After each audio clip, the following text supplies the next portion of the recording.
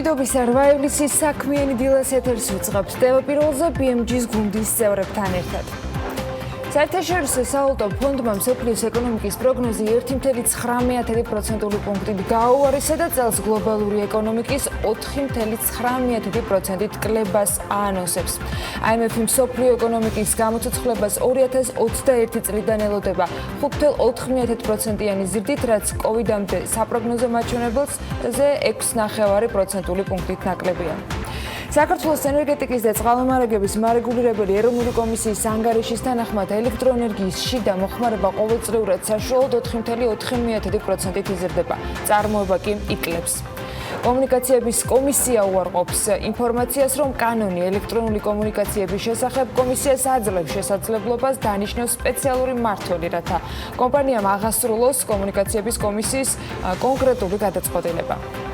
შეერთებული შტატების წარმომადგენელთა პალატა მასიგნებების კომიტეტის მიერ წარდგენილი კანონპროექტი გამოაქვეყნა, რომელშიც 2021 ფისკალური წლისთვის სახელმწიფო დეპარტამენტის საგარეო ოპერაციების და მასთან დაკავშირებული პროგრამების დაფინანსების პრიორიტეტებზეა საუბარი და რომლის მიხედვითაც საქართველოს 2021 წელს დახმარების სახით არანაკლებ 122 მილიონი 25,000 დოლარს მიიღებს, თუმცა იქვე აღნიშნულია, რომ ამ დახმარების 15% საქართველოსთვის გადაცემას შესაძლოა შეჩერდეს იქამდე, ვიდრე კონკრეტული დათქმები შესრულდება. მსოფლიო ბანკის COVID-19-ზე რეაგირების საგანგებო ღონისძიების პროექტის ფარგლებში გამოყოფილი 80 მილიონი დოლარის ფინანსური მხარდაჭერით მთავრობამ 250,000 PCR ტესტი შეიძინა და ასევე ანტისხეულებზე და ანტიგენზე დამყარებული 147,000 სწრაფი ტესტი. ტესტების რაოდენობა ივლისის შუა რიცხვებიდან ქვეყანაში COVID-19-ის გამოსავლენად ტესტების ჩატარების გასამაგების საშუალებას იძლევა. ეკონომიკის საკითხებში ევროკომისარი პაოლო ჯენტილონის განცხადებით 2020 წელს ევროკავშირის ეკონომიკა უფრო ღრმა რეცესიაში ჩავარდება, ვიდრე მანამდე იყო ეს პროგნოზირებული. ევროკომისიაში აცხადებენ, რომ მიმდინარე წელს ევროკავშირის ეკონომიკა 8,3%-ით შემცირდება, 2021-ში კი 5,8%-იანი ზრდა დაფიქსირდება. ტურიზმის სექტორზე და მიუღებელი შემოსავლების თუ სრულად დაკარგული პერსპექტივის ფონზე გადარჩენისთვის დარჩენილ მინიმალურ შანსებზე დღეს საქმიანი დილას ეთერში სტუმართან ერთად ვისაუბრებთ. ბიზნესის ხმა რევას უთურგაულის გაითრეველის დამფუძნებელი და დირექტორი შემოგვიერთდება სტუდიაში. საცურაო აუზებისა თუ ფიტნეს ცენტრებთან შედარებით სარესტორნო ბიზნესს სამუშაოს უფლება უფრო ადრე მიეცა, თუმცა მკაცრად გაწერილი წესები და საერთაშორისო ვიზიტორების არარსებობა შემოსავლების კლებას რომ განაპირობებდა, რთული გამოსაცნობი არ იყო. როგორ მუშაობს სარესტორნო ბიზნესი რეგულაციების პირობებში, თათია ჩაფიჩაძე და M გრუპის საოპერაციო დირექტორი გიორგი მურჯიკნელი ისაუბრებენ ჩვენთან სტუდიაში. არც ტრადიციული რუბრიკები გამოგრჩება ლევან თაღიაშვილი დაპირებული შესრულებისთვის დღეს ჰენდიკრაფტის დამფუძნებელს თამარ კობახიძეს და მის ბიზნესს გაგვაცნობს. საერთაშორისო ამბებით კი ბუკა პეტრიაშვილი ბექაფაძიკაძესთან ერთად 10 საათიდან საერთაშორისო მოგზაურობაში და თან საინტერესო და ყველაზე უსაფრთხოდ გაგვეყოლებენ.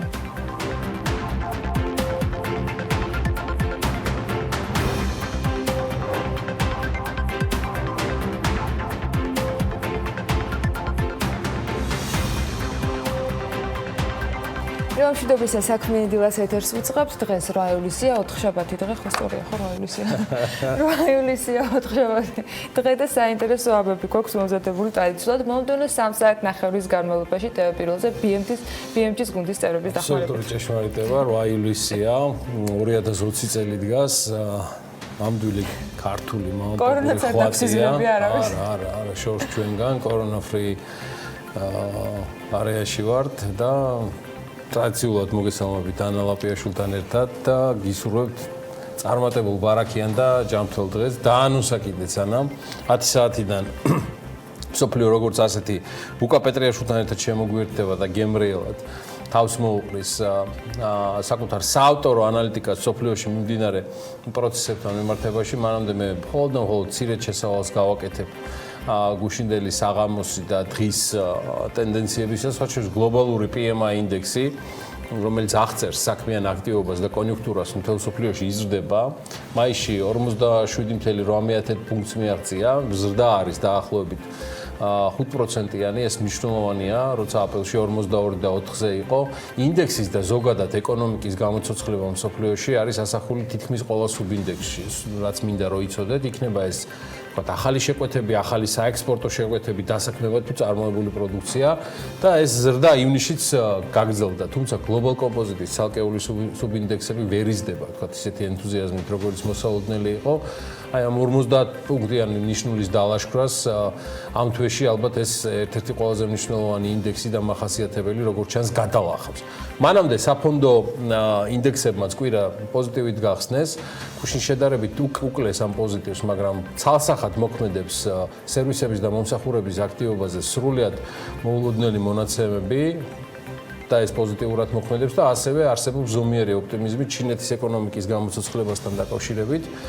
აქ იგულისხმება მოხმარების გლობალური ზრდა და სხვათა შორის ამან გაანეიტრალა შედარებით ინვესტორების შფოთი. შეერთებული შტატების COVID ინფიცირებულთა სრულად კატასტროფული მატების ფონზე PMI შტატებში, რომელიც ასახავს სერვისების და მომსახურების აქტივობას, 12 პუნქტით არის გაზრდილი და ბირჟებზე ზრდის. ასე ვთქვათ და გაქაჩვის აი ამ აქციებზე ფასების გაქაჩვის ავანგარდში მაინც ორი სფეროა. ინვესტორები ტრადიციულად ტექნოლოგიების და ფინანსური სექტორის მიმართ არიან პოზიტიურად განწყობილები. პოზიტივი იყო ბირჟებისთვის კიდევ ერთი ბიზნეს გარიგება, Uber-მა ორშაბათს დაადასტურა Postmates-ის შეძენა. ეს Postmate არის ამერიკული კვების მიმტანი სერვისი, რომელიც ვებერთელა თანხა გადაიხადა Uber-მა 2 მილიარდ 650 მილიონზეა საუბარი და ამან ეგრევე 4%-იანი მატება მისცა ანუ Postmate-ის შეძენა Uber-ის აქციებს. სხვათა შორის ისრაელის თემაზე მინდა დღეს ასევე გითხრათ, რომ ისრაელმა ჩვენ მოძმე სახელმწიფომ, მისმა ადგილობრივმა ეროვნულმა ბანკმა მონეტარული კომიტეტის ხდომის შემდეგ შეინარჩუნა და დაადასტურა განაკვეთი კვლავ და უცვლელად ისტორიულ 0.1 წლიურ განაკვეთზე მინიმუმზე. ამას არ ჯერდება რეგულატორი და ეკონომიკის მხარდასაჭერად ისრაელი იწყებს კორპორაციული ბონდების ობლიგაციების შესყიდვას მეორადი ბაზრიდან. ჯამში 15 მილიარდ შეკელზე არის საუბარი, ისე მთელი ისრაელის კორპორატიული ბონდების ბაზარი დაახლოებით 340 მილიარდ შეკელად არის შეფასებული, თუ სწორად მახსოვს, მე მგონი ასეც არის. თუმცა ისრაელის ეროვნულ ბანკს ნახეთ აქვს ძალიან საინტერესო დათქმა. გამოსყიდვას ამ ბონდებისას დაექვემდებარება მხოლოდ ადგილობრივი წარმოების და საწარმოების კომპანიების ბონდები, რომელთაც მინიმუმ A- და რეიტინგი აქვთ. ანუ საკმაოდ ისეთი დათქმები აქვს, რომელიც ძირითადად ლოკალური ადგილობრივი ისრაელის კომპანიების მხარდასაჭერად არის განკუთვნილი. რაც შეეხება COVID ვითარებას ისრაელში, 7 ივლისის მონაცემები მაქვს ჩვენი პროდიუსერების მხარდაჭერით და ეს ფიქსირდება ისრაელში 31271 ინფიცირებული. აქედან ნახევარზე მეტი 18134 ისრაელში არის უკვე გამოჯანმრთელებული. აი 338 პაციენტის გადარჩენა COVID-19-დან ვერ მოხერხდა და ამ დროისთვის 12713 დარჩენილი ინფიცირებულებისგან ექიმები მძიმედ 90-მდე პაციენტის მდგომარეობას აფასებენ. რაც შეეხება დინამიკას ივნისის დასაწყისიდან ის სამწუხაროდ კვლავ ზარდია, თუმცა ივლისში ახალი შემთხვევების რიცხვმა იმატა და ინფიცირებულთა რაოდენობა დღეში 700-დან 1200-მდე ახალი პაციენტი ემატება. აი ესეთი არის უხეში სტატისტიკა. ბანკების თემასაც რო დაუბრუნდეთ, ავსტრალიაში ანალოგიურად მოიქცა, რომ მსგავსად ისრაელის ცენტრალური ბანკისა, ავსტრალიის სარეზერვო ბანკი, რომელმაც ასევე შეინარჩუნა განაკვეთი ისტორიულად დაბალ განაკვეთზე, 0.25%-ზე და დაადასტურა, რომ მზად არის საჭიროებისამებრ კიდევ შეარბილოს ფულად საკრედიტო პოლიტიკა. Reuters-ის ექსპერტები წერენ, რომ ავსტრალია დიდი ალბათობით ამას შეინარჩუნებს, ანუ აი ამ დაბალ განაკვეთს 2021 წლის ბოლომდე. სხვაჩვერის გუშინ BMG-ზე ამოვიკითხე საკმაოდ შემაშფოთებელი მასალა, რომ ავსტრალიის მთავრობა მელბურნში, რომელიც ქვეყნის მასშტაბით მეორე ყველაზე მჭიდრო დასახლებული ქალაქია, კვლავ COVID ვითარების გამო გამოაცხადა საგანგებო მდგომარეობა და ეს Bloomberg-მა დაადასტურა, როგორც გამოცემა აღნიშნავს, ქვეყნის მთავრობამ აღნიშნული გადაწყვეტილება მას შემდეგ მიიღო, რაც კორონავირუსით ინფიცირების მეორე ტალღის დაწყების რისკი გაიზარდა. გამოცემა წერს, რომ მელბურნში ბოლო 24 საათში კორონავირუსით ინფიცირების 191 ახალი შემთხვევა გამოვლინდა. ეს კრიზისის დაწყებიდან ყველაზე დიდი რიცხვია და რა ვიცი, ახალი ზელანდიის შემდეგ ავსტრალია ერთ-ერთი იყო იმ ქვეყნებს შორის, რომელმაც გამოაცხადა COVID დამარცხებულად, თუმცა კიდევ ერთი დასტური, რომ სიფრთხილეს თავი აღსტკივა, მელბურნში კვლავ საგანგებო ვითარება არის გამოცხადებული. ძელდება პერიპეტიები სამხრეთ ნაკადი ორთან დაკავშირებით, ეს გასცადენი, რომელმაც გასული წლის დეკემბერში შეერთებული შტატებმა სანქციები გამოაცხადეს, კიდეც საკმაოდ მკაცრიც, ვინც გაეკარებოდა, ყველას დაასანქცირებდნენ. მიზეზი გაზპრომის უცხოელი კონტრაქტორების საქმიანობის შეფერხება იყო მილების ჩალაგებასთან დაკავშირებით და ამ ფონზე დანიის ენერგეტიკის სააგენტომ მაინც გასცა ნებართვა დაახლოებით 120 კილომეტრის მილების ჩადებაზე გემების საშუალებით დანიის აკვატორიაში. რაც გამოიწვევს ეს გადაწყვეტილება, სიმართლე გითხრათ, მალევე გამოჩნდება, თუმცა უკვე რაც დაზუსტებით ვიცი, არის რაც ხდება რუსეთში, ნორილსკის ტრაგედიის ეკოლოგიური კატასტროფის ირგვლივ. ეს უმსხვილესი კომპანია, რომლის დაუდევრობით არქტიკას ერთ-ერთი ყველაზე სერიოზული ეკოლოგიური კატასტროფა დაატყდა თავს. ჩრდილოელი მეზობლის უმდიდრესი ადამიანის ვლადიმერ პოტანინის თანამფლობელობაშია, რომელთანაც პირადი ტელეკომუნიკაცია გახსოვთ გადმოვეცით ჩვენ ჰქონდა რუსეთის პრეზიდენტ პუტინს. პოტანინსგან შეპირებული დავხარჯავთ რამდენიც საჭიროა შედეგების ლიკვიდირებისთვის. გახსოვთ? ადეკვატურად გაიგეს რუსეთის ხელისუფლებაში და თუ ნორნიკელის აქციონერები და პოტანინი მაქსიმუმ 10 მილიარდის, 20 მილიარდი რუბლის დახარჯვას გეგმავდნენ. ჯარიმამ სახელმწიფოს პრეტენზიამ არც მეტი და ნაკლები 158 მილიარდი რუბლი შეადგინა. ეს 2 მილიარდი დოლარია და ამან ფაქტიურად მყისიერად ჩამოშალა 4%-ით ნორნიკელის აქციები, 15000 ტონა დიზელი, რომელიც ნორნიკელის რეზერვუარიდან, გამსხდარი რეზერვუარიდან ჩაიღვარა მდინარეებში და არქტიკის გრუნტში. კატასტროფის მასშტაბით ექსონ ვალდეზის ტანკერის კატასტროფა შეადარეს, რომელიც ალასკას მიმდებარედ, ვისაც გახსოვთ 1999 წელს მოხდა და მაშინ ჯარიმა ექსონს 5 მილიარდ დოლარზე მეტი გადაუხადეს. ესეთი არნახული ჯარიმა დააწესეს რუსებმა ნორნიკელისთვის, რომელიც აცხადებდა, რომ უკვე დაღვრილი ნავთობპროდუქტების 90% ავალაგეთ და მოვაწესრიგეთო გარემო. და როგორც გითხარით, მაქსიმუმ 20 მილიარდი რუბლის ჯარიმის მოლოდინი ჰქონდა. თუმცა სანამ რუსეთის ოფიციოზის თემაზე გადავალთ, ალბათ ჩვენ მოვესწრებით რუსეთში ყველაზე დიდ ეკოლოგიურ ჯარიმას, რომელიც 2 მილიარდი დოლარი იქნება. საწყისი საავჭრო თანხა პოტანინს პარტნიორებს და პრეზიდენტ პუტინის ადმინისტრაციას შორის. სხვა შორის რუსეთის ოფიციოზის პრობლემები დიდ ბრიტანეთში შეექმნება. ევროკავშირიდან გასული დიდი ბრიტანეთი სასწრაფო წესით სანქციების ახალ პაკეტს ამზადებს, აწესებს უпростоრად უკვე რუსეთის ფედერაციის დაახლოებით 25 მოქალაქის მიმართ და ეს სია მუდმივად განახლდება, მიუხედავად იმისა, რომ ეს კანონი მხოლოდ რუსეთის წინააღმდეგ სანქციებისთვის გამიზნული არ არის. კანონს მაინც მაგნიცკის სახელი დაერქვა ბრიტანელებისგან. მაგნიცკი ჰერმეტიჩ კაპიტალის ცნობილი აუდიტორია, რომელიც 2009 წელს დაიღუპა სრულიად გაურკვეველ და იმავდროულად სრულიად გარკვეულ ვითარებაში, პატიმრობაში ყოფნისას. რუსეთიდან რაც ცნობილია, უკვე 3 პირი ნამდვილად არის გაწერილი ამ სიაში და დასანქცირებულია. ესენი არიან ბასტრიკინი, რუსეთის საგამოძიებო კომიტეტის შეფი. ასევე ამ სიაში პატივი ერგო მოხდარიყო ვიქტორ გრინს, გენპროკურორის მოადგილეს რუსეთის ფედერაციის და ტვერის საქალაქო სასამართლოს მოსამართლეს კრივორუცკოს, რომელმაც გასცა სანქცია მაგნიცკის დაპატიმრებაზე და ეს სანქციები დაუყოვნებლივ შედის ძალაში და ითვალისწინებს დასახელებული პირების ქონების და აქტივების გაყინვას, ცხადია დიდი ბრიტანეთის ტერიტორიაზე და ანალოგიურ საქციებს ბრიტანელები ავრცელებენ რამდენიმე საუდელი არაბის მიმართაც, ვინც ჟურნალისტის ჯამალ ჰაშოგის მკვლელობასთან კავშირში მიაჩნიათ და მაგნიცკის კანონში მოხდნენ ჩრდილოეთ კორეის მაღალჩინოსნები და მათი სამხედრო გენერალიტეტიც. ამ ფონზე გუშინ მორიგის სრულიად არასასიამოვნო ამბავი გაავრცელა BMG-მ COVID ეპიცენტრისგან, ერთ-ერთი COVID ეპიცენტრისგან შეერთებული შტატებიდან საქართველოსთან მიმართებაში. ესეთი ამბავი იდეაში 2 იყო, მეორეზე ცოტა მოგვიანებით, მაგრამ ეს ამბავი ეხება შეერთებული შტატების კონგრესის წარმომადგენელთა პალატის საბიუჯეტო კომიტეტის მიერ დარეგისტრირებულ სახელმწიფო დეპარტამენტში ბიუჯეტის ცვლილებების შეტანის შესახებ 326 გვერდიან კანონპროექტს, რომელიც 2021 ფისკალური წლისთვის სახელმწიფო დეპარტამენტის პრიორიტეტებს განსაზღვრავს. ვერ ამოვიკითხეთ მაინდა-მაინც კარგი ამბები საქართველოსთვის, საუბარია საქართველოსთვის დახმარების სახით 132 მილიონი დოლარის გამოყოფის შესახებ, თუმცა სხვა წლებისგან განსხვავებით, ამჟამად დოკუმენტს წინაპირობა დათქმა ახლავს, რომლის მიხედვითაც ამ დახმარების გაცემის 15% უნდა შეჩერდეს იქამდე, სანამ სახელმწიფო დეპარტამენტი არ დაადგენს, რომ საქართველოს სასამართლო სისტემა, დემოკრატიული გარემო და ბიზნეს გარემო არ გაუმჯობესდა.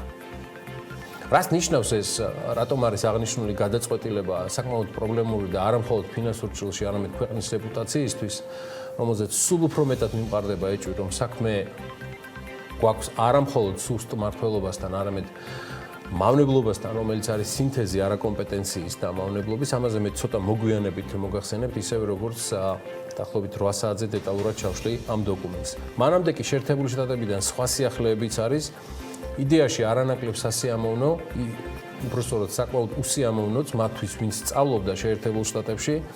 შეერთებული შტატების სტუდენტური და გაცვლითი პროგრამა, ეს არის The Student and Exchange Visitor პროგრამი.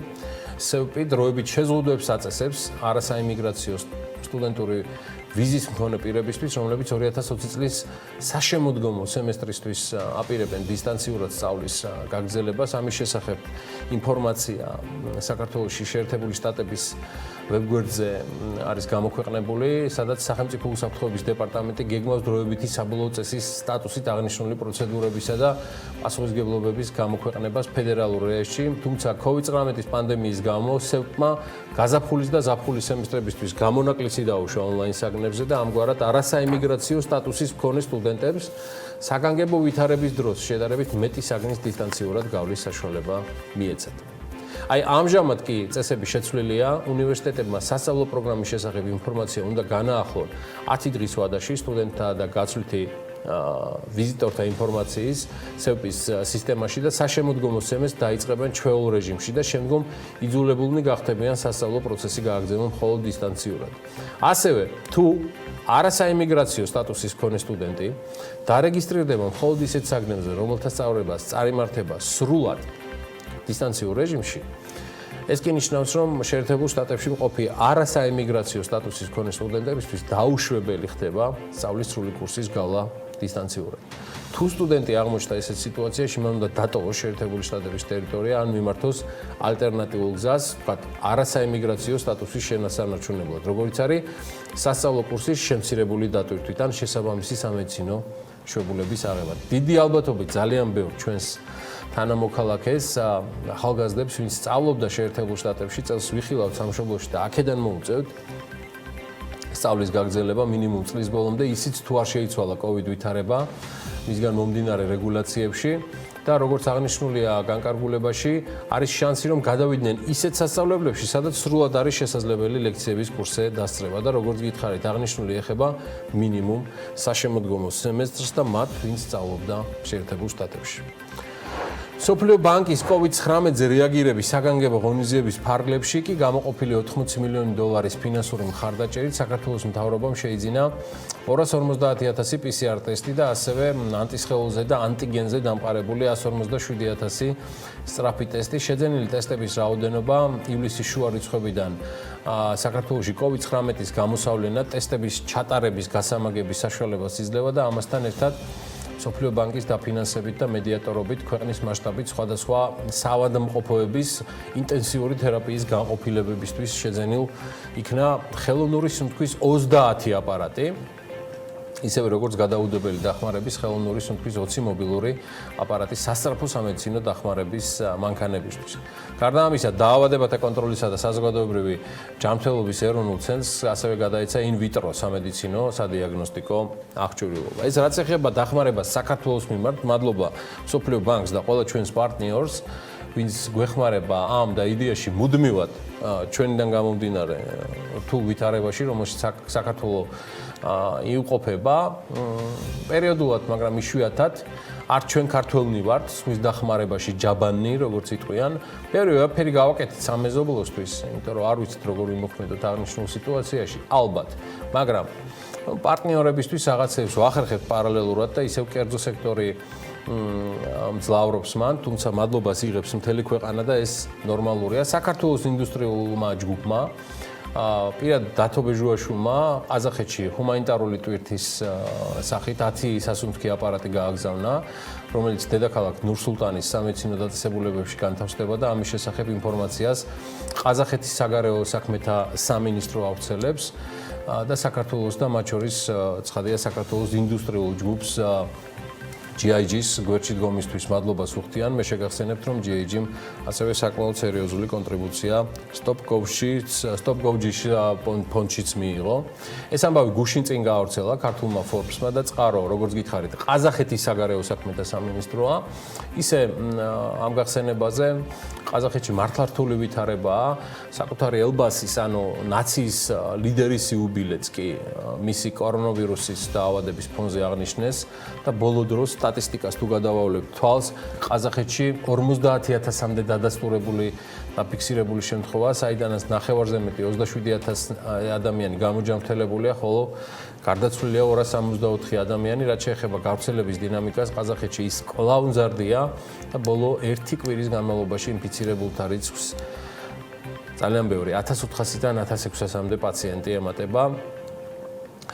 აქვე მინდა კიდევ ერთ ჩვენს მეზობელზე და სავაჭრო პარტნიორზე, რომელიც მოქალაქეებიც ასევე ხშირად ვსტუმრობდნენ პანდემიამდე, სომხეთზე გითხრათ. სომხეთის ხელისუფლება კორონავირუსის ეპიდემიის გავრცელების პრევენციის მიზნით 16 მარტს შემოღებულ საგანგებო მდგომარეობის განხანგრძლივებას გეგმავს. ეს სწორი გადაწყვეტილებაა, ინფორმაციას ავრცელებს სომხური მედია და აღსანიშნავია, რომ სომხეთში შეზღუდვები 13 ივლისამდეა ძალაში, მაგრამ გასული 24 საათის განმავლობაში სომხეთში 359 ახალი შემთხვევა არის დაფიქსირებული. ვირუსით ერთ დღეღამეში არის 12 ადამიანი გარდაცვლილი და საერთო ჯამში ვირუსის გავრცელებიდან დღემდე სომხეთში COVID-19-ის დადასტურებული თითქმის 30,000 შემთხვევა არის, 29,285. ვირუსმა 503 ადამიანი იმსხვრევლა ჯამურად და განკურნებულია 17,000-მდე ადამიანი. ჯანმრთელობა ყველა ჩვენს მეზობელს და გამძლეობა მათ. ამასობაში მსოფლიო არ ჩერდება, კიდევ ერთ ორ ამბავსაც მოვასწრებ მე მგონი. Microsoft-ი Warner Brothers-ის სათამაშო ბიზნესის შესყიდვით არის დაინტერესებული. ამის შესახებ ორ წყაროზე დაყრდნობით Reuters-ი წერს, Warner Brothers-ის მშობელი დედა კომპანია, რატო წერენ ამ დედას ვერ გავიგე, მაგრამ მშობელი კომპანია, იმიტომ მამა კომპანიაა იქნება, ანუ საერთოდ AT&T განიხილავს ინტერაქტიული გასართობი სათამაშო მიმართულებების გაყიდვას, რომელიც ცნობილია პოპულარული ვიდეო თამაშით, იცით ყველა Mortal Kombat-ი. CNBC-მ გასულ თვეს დაწერა, ეს გარიგება 4 მილიარდი დოლარი შეიძლება დაжддესო და კიდევ ერთ ამბავსაც რასაც გეტყვით, მაგერ მოკითხვა სატიანადელას, აქ გადავედი შემდეგ ამბავზე. ვიეტნამურმა კონგლომერატმა Wing Group-მა განაცხადა, რომ შექმნა ახალი smartphone-ი, რომელიც სამხრეთ-აღმოსავლეთ აზიის ამ ქვეყანაში პირველი მოწყობილობა იქნება, რომელზეც 5G ინტერნეტი იმუშავებს და როგორც Wing Group-ის კუთვნილი კომპანია WinSmart Research Manufacturing აცხადებს, ახალი smartphone-ი უკვე მზად არის და მას WeSmart არის ერქმევა. ხო, და კიდევ არის ერთი ამბავი თქვენთვის, ის ანას აქვს თქვენთვის შემონახული ცალკე თემად, რომელიც თვითონ გვეტყვის, რა და როგორ არის. ამ თემას მარიამ ადამიანი მუშავა. ძალიან საინტერესო ამბავია სხვათა შორის და საქართველოში შეიძლება მსგავსი მცდელობების შესახებ ამბავი გაგონილი ჰქონდეთ, თუმცა ბიზნესი როგორც ესეთი რო არის თავის მხრივ ძალიან შემოსავლიანი, თუმცა რთულად საწარმოებელი, აი ამაზე მოგიყვებით და რაში მდგომარეობს ეს ყველაფერი. სანელებელი, რომელიც ოქროზე ძვირი ღირს და მაგალითად 400 გრამი რომ იყიდოთ, დაახლოებით 5,000 დოლარი დაგჭირდებათ. საუბარია შაფრანაზე, რომლის მაღალი ფასის მიზეზით მოსავლის აღების სირთულეა. თუმცა მეურნეები ამბობენ, რომ მისი ფასის მიუხედავად შაფრანისგან შემოსავალი საკმაოდ მცირეა. რით არის ასეთი გასაოცარი შაფრანი, რაში იყენებენ და რატომ იზრდება მასზე ფასები მუდმივად. Business Insider-ის მასალაზე დაყრდნობით, მარიამ ადამიანი მოგვიწევდა სიუჟეტი. ყველაზე ძვირადღირებულ სანელებლებს შორის მსოფლიოში შაფრანი ლიდერ პოზიციაზეა. მისი 1 კილოგრამის ღირებულება 10,000 ამერიკული დოლარია. სანელებლის მაღალი ფასის მიზეზი მოსავლის აღების სირთულეა, თუმცა ფერმერები ამბობენ, რომ მისი ფასის მიუხედავად შაფრანისგან შემოსავალი საკმაოდ მცირეა. საჭიროა დიდი ძალისხმევა და ბევრი მუშახელი, რადგან მაგალითად 400 გრამი შაფრანის მისაღებად დაახლოებით 170,000 ყვავილის მოკრეფაა საჭირო და აქ ყველაფერი ხელით მუშავდება და 1 კილოგრამი ხარისხიანი შაფრანის მისაღებად 40 საათია მუშაობა საჭირო. ამიტომაც მას ოქროს ფასი ადევს. ეს არის ზაფრანის ყვავილისაგან მიღებული სანელებელი, ანუ თითოეული ყვავილისგან მოიპოვებენ 3 წითელ ბუტონს და ზუსტად ამას უწოდებენ შაფრანს. ყვავილი ხარობს 6 კვირა, გვიანი სექტემბრიდან ადრეულ დეკემბრამდე, ასევე მნიშვნელოვანია გავითვალისწინოთ მოკრეფის დღეც. ჰაერის მაღალმა ტენიანობამ და მზის სხივებმა შეიძლება ხარისხზე იმოქმედოს, ამიტომ უკეთესია ყვავილი დილით მოიკრიფოს. შაფრანს გამოარჩევენ 3 მნიშვნელოვანი კომპონენტით: გემო, სურნელი და ფერი. როდესაც ვსაუბრობთ შაფრანის ხარისხზე, სწორედ ეს 3 კომპონენტია გასათვალისწინებელი. ხოლო სხვადასხვა კონტინენტზე არსებული ყვავილის მოგზაურობა აუცილებლად ირანიდან უნდა დავიწყოთ, რადგან სწორედ აქ მოიპოვება სანელებელი შაფრანის 90%. თუმცა ნუ იფიქრებთ, რომ შაფრანისთვის ირანში გამგზავრება მოგიწევთ, რადგან მას ასევე ესპანეთში, ინდოეთსა და შეერთებულ შტატებშიც შეხვდებით. საქართველოში კი მისი დასახელება იმერული ზაფრანის სახელწოდებით არის ცნობილი. თუმცა დღეს მისი მთავარი მტერი კლიმატის ცვლილებებია. ამიტომაც ტერიტორია, სადაც მცენარე ხარობს, დღითიდღე მცირდება, ხოლო ფერმერები მიწის ნაკვეთებს ყიდიან. შესაბამისად, შაფრანის ფასიც უფრო მეტად მოიმატებს მისი სიმცირიდან გამომდინარე.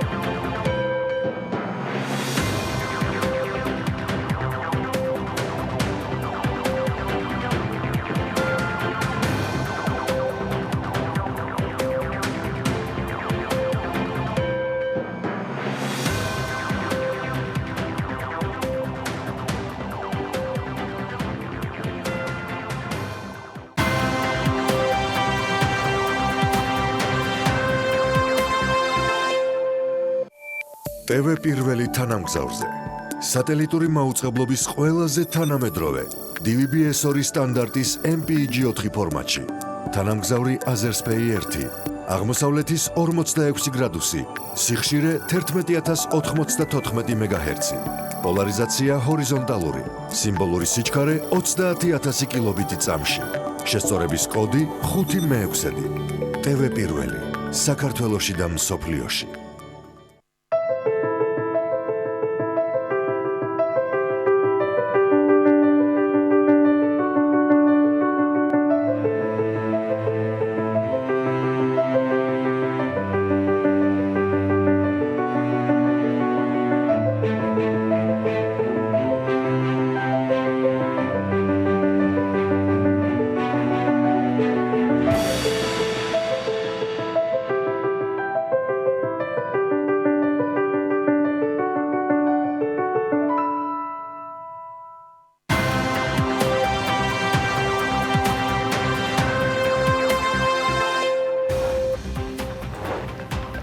$1 ოფიციალური ღირებულება გუშინდელი ბანკთა შორისი ვაჭრობის შედეგად დღეს 3 ლარი და 5 თეთრია. ევროს ფასი 3 ლარად და 44 თეთრად დადგინდა. საქართველოს ეროვნულმა ბანკმა მცირე და საშუალო ბიზნესის მხარდაჭერისათვის საინვესტიციო ბანკის ჯგუფისაგან საქართველოს ბანკმა უпростоრად 60 მილიონი ევროს მოცულობის საგარანტიო ხელშეკრულება გააფორმა. 2020 წლის 1 ივნისის მონაცემებით ევროპის საცავებში ვაშლის მარაგები მესამედით არის შემცირებული. საერთაშორისო გამჭვირვალობა საქართველოს მიერ სახელმწიფო შესყიდვებთან დაკავშირებით 2020 წლის 21 მარტიდან 22 მაისამდე ჩატარებული კვლევის შედეგების თანახმად საგანგებო მდგომარეობის დროს ყველაზე მეტი ღირებულების ჯამში 108,5 მილიონი ლარის ტენდერები თბილისის მერიამ გამოაცხადა. ეკატერინე ტიკარაძის განცხადებით მიმდინარეობს მუშაობა ევროპის ქვეყნების ნაწილთან, რა პირობები უნდა იყოს დაცული საქართველოსთან გამგზავრების და კონკრეტული ქვეყნებიდან მგზავრების მიღების შემთხვევაში ამის შესამუშავებლად.